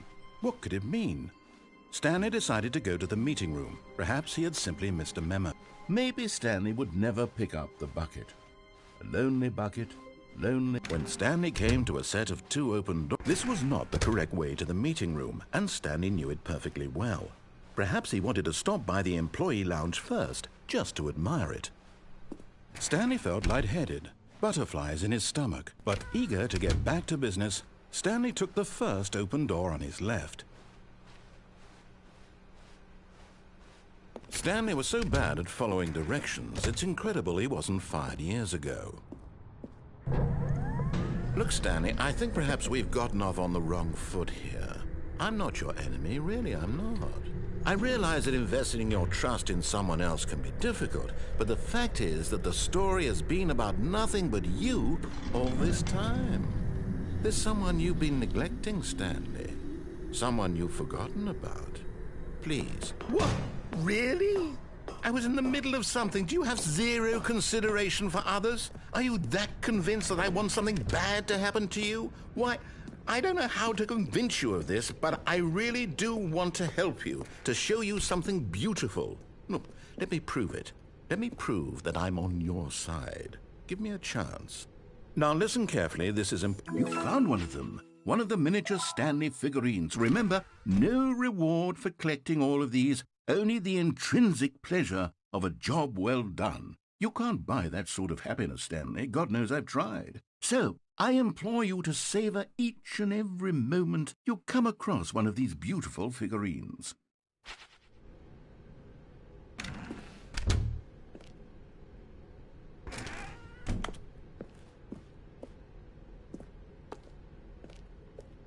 Oh, thank God you are willing to listen to me.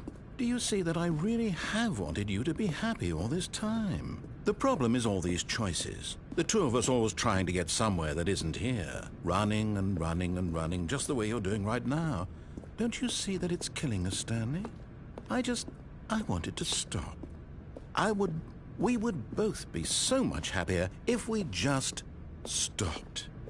And I think I have a solution. Here, let me show you.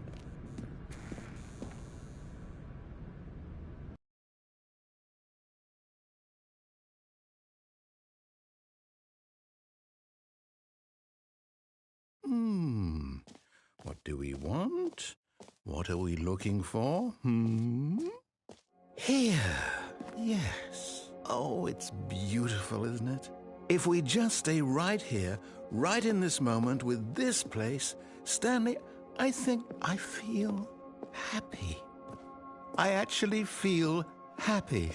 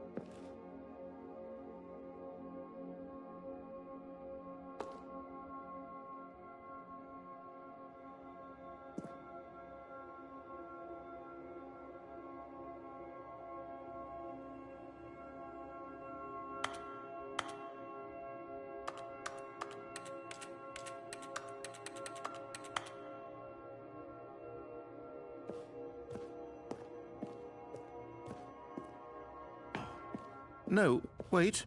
Where are you going? Oh, no. Stay away from those stairs. If you hurt yourself, if you die, the game will reset. We'll lose all of this. Please, no, Stanley, let me stay here. Don't take this from me. Please, Stanley, think about what you're doing.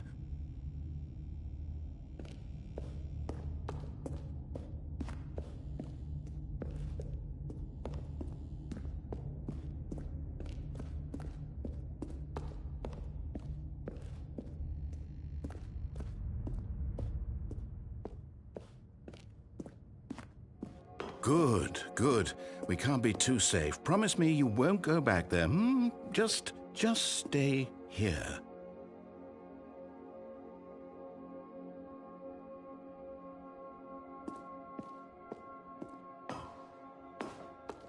No! What did we talk about? You're risking everything we achieved here. You heard me before, didn't you? You will die! What about this isn't getting through to you?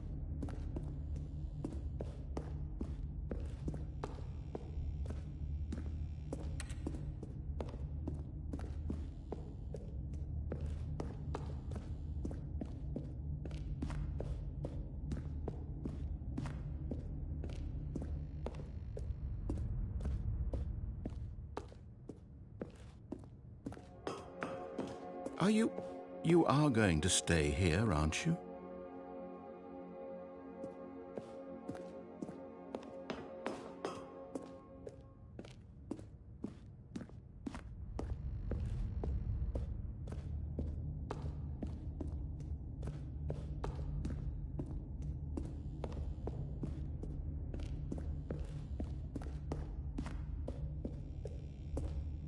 No! Oh. Thank God. You lived. You had me worried there for a moment. Now, can we please get back to the other room? There. See? This is what you want. This is where we can both be happy. We really can. If we stop moving. Stanley, go back. There's nothing good that can come from this.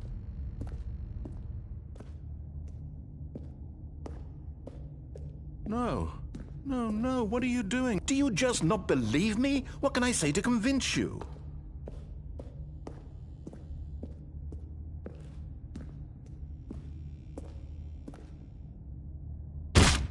Stanley, let's go back to the other room.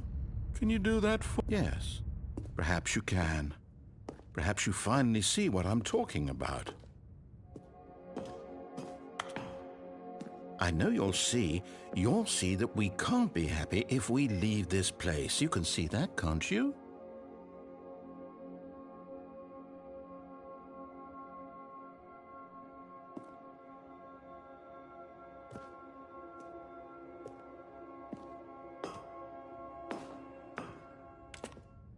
No, perhaps not.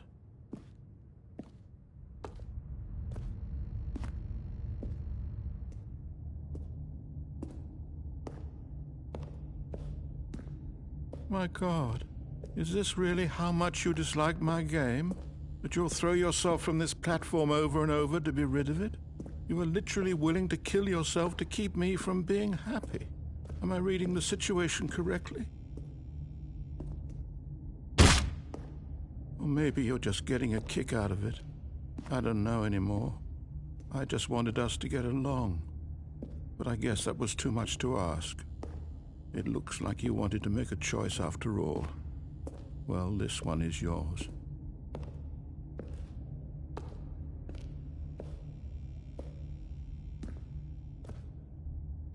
Is it over? It's going to restart, isn't it? I'm going back.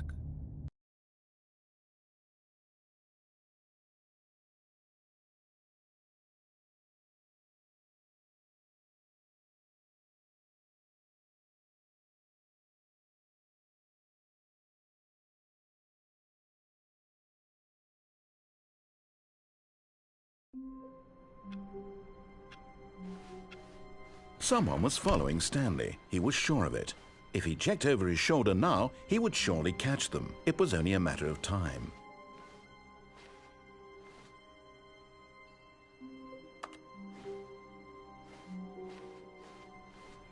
Stanley picked up the bucket.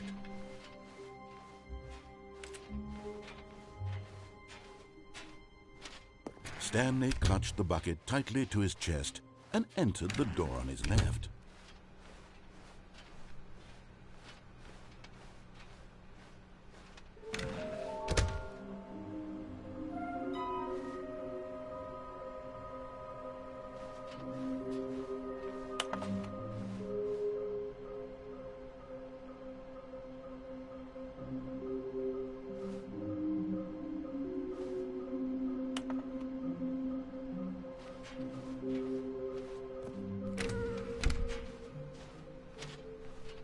Coming to a staircase, Stanley and the bucket walked upstairs to the boss's office.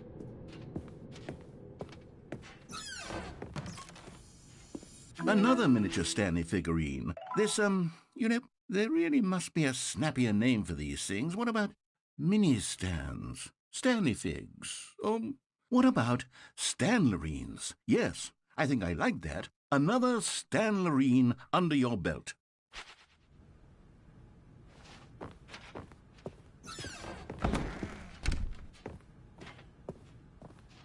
Stepping into his manager's office, Stanley was once again stunned to discover not an indication of any human life.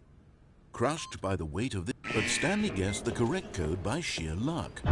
Was it the bucket knew all along? Was the bucket guiding him? Yes, this is certainly the most logical explanation. Okay, I'm going back to the name of these little Stanley figurines, and now I'm torn between Stanlerines and Figlies. What do you think, Stanley? What name better encapsulates the intrinsic sense of happiness that you get from seeing a small number in the corner of your screen go up by 1? Let me sit on it. I'm sure it will come to me.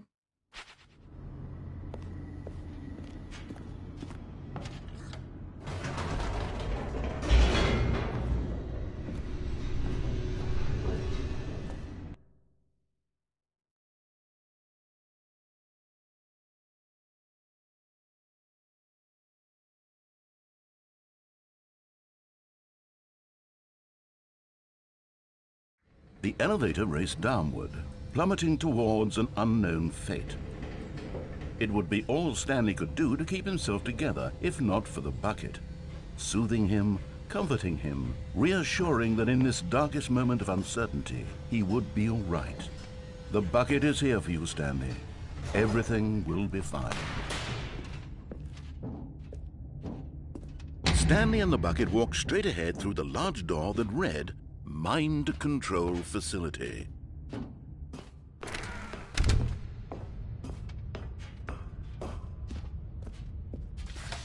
The lights rose on an enormous room packed with television screens.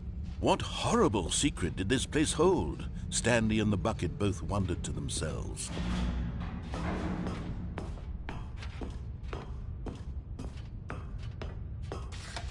The monitors jumped to life, and Stanley nearly dropped the bucket in shock. Everyone in the office was being videotaped, monitored like guinea pigs. The bucket had never seen anything like this, and it very nearly burst into tears as Stanley cradled it gently, reassuring it that everything would be fine.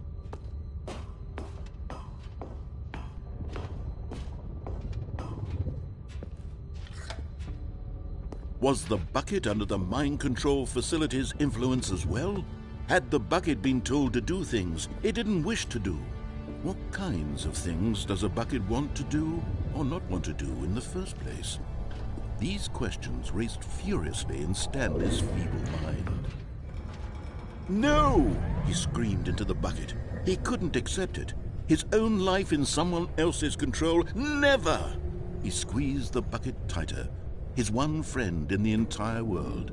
At this point, he could trust no one except for the bucket. But here was the proof. The heart of the operation. Controls labeled with emotions, happy or sad or content. Walking, eating, working, all of it monitored and commanded from this very place. And as the cold reality of his past began to sink in, Stanley decided that this machinery would never again exert its terrible power over another human life. For he and the bucket would dismantle the controls for good. Two best friends, Stanley and the bucket, up against the world.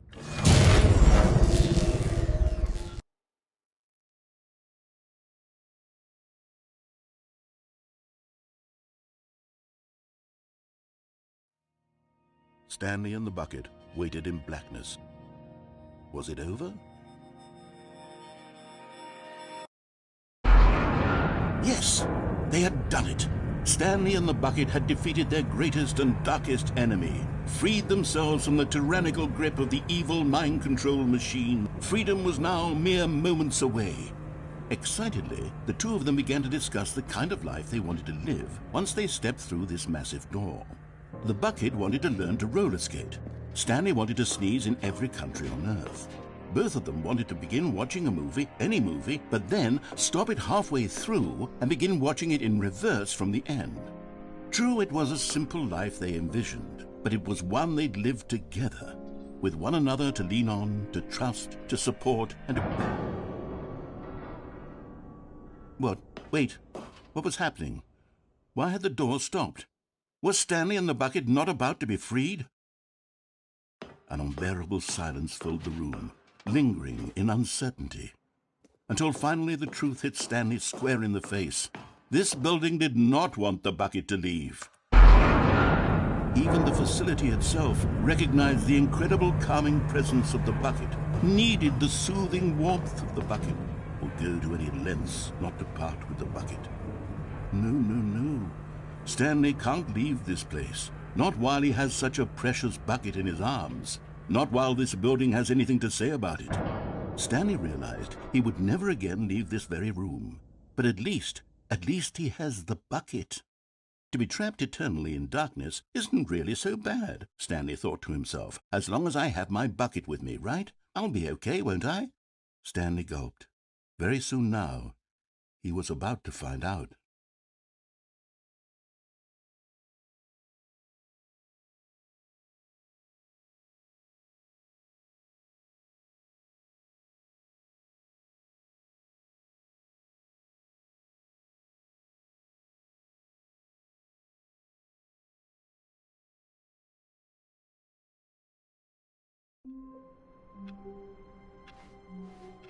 Even now, Stanley's office was a distant memory. What did it look like? There was a computer, perhaps, and a painting. Was it a painting or a photo? He could no longer recall. When Stanley came to a set of two open doors, he entered. This was not the correct way to the meeting room, and Stanley knew it perfectly well. Perhaps he wanted to stop by the employee lounge first, just to admire it. The lounge was grand, majestic, perhaps too majestic.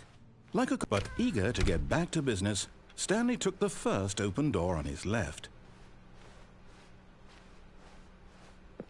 Stanley was so bad at following directions, it's incredible he wasn't fired years ago.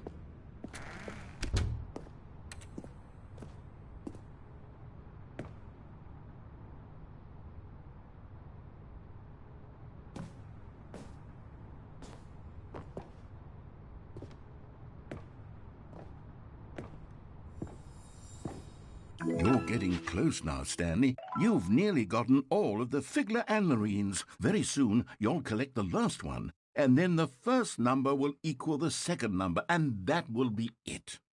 We'll be different people by then. Different in the sense that we used to have none of them, and now we have them all. You can't go back to when you had no Figler and Marines. None of us can.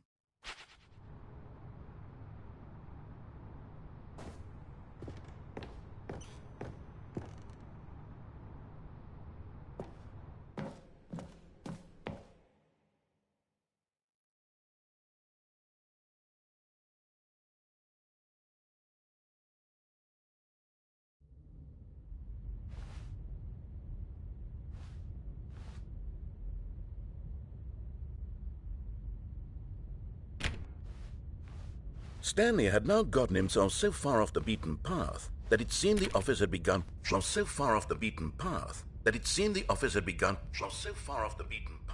that it seemed the office had begun from so far off the beaten path, that it seemed the office had begun from so far off the beaten path, that it seemed the office had begun from so far off the beaten path, that it seemed the office had begun from so far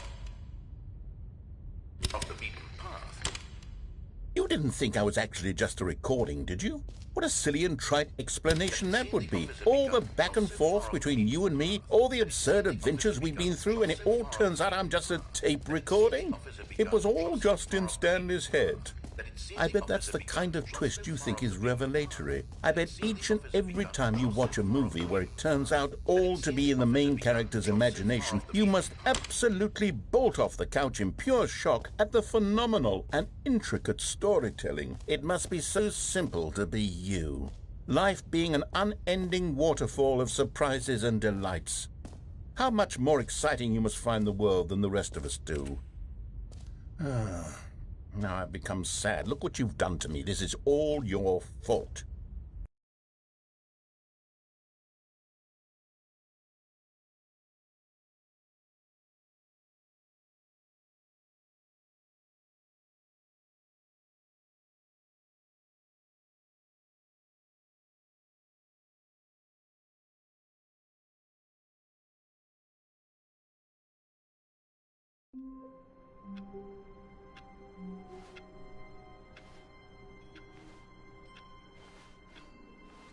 Stanley knew the office layout like the back of his hand.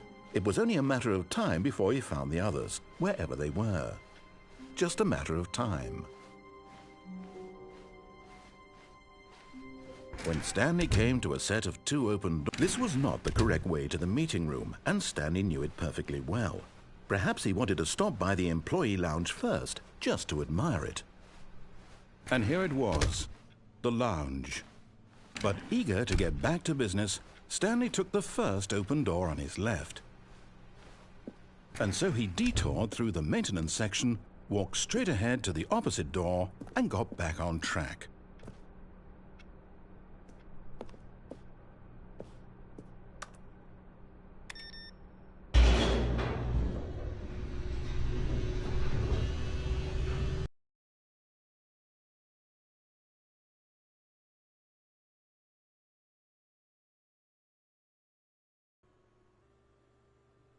But Stanley didn't want to go back to the office. He wanted to wander about and get even further off track. So now in order to get back, he needed to go, from here it's, left. Oh, no, it's to the right, my mistake. No, not the right. Why would I have ever said it was to the right? What was I thinking? It's clearly... Oh dear, would you hold on for a minute, please? Now, let's see. We went down right, left, down, left, right. Yep, okay, yes. I've got it now. This story is absolutely, definitely this way.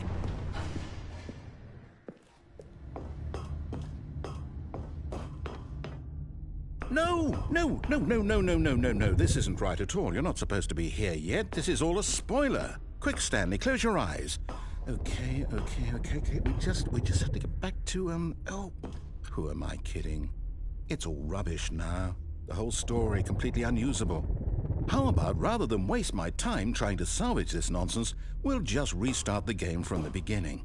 And this time, suppose we don't wander so far off track, Okay, from the top.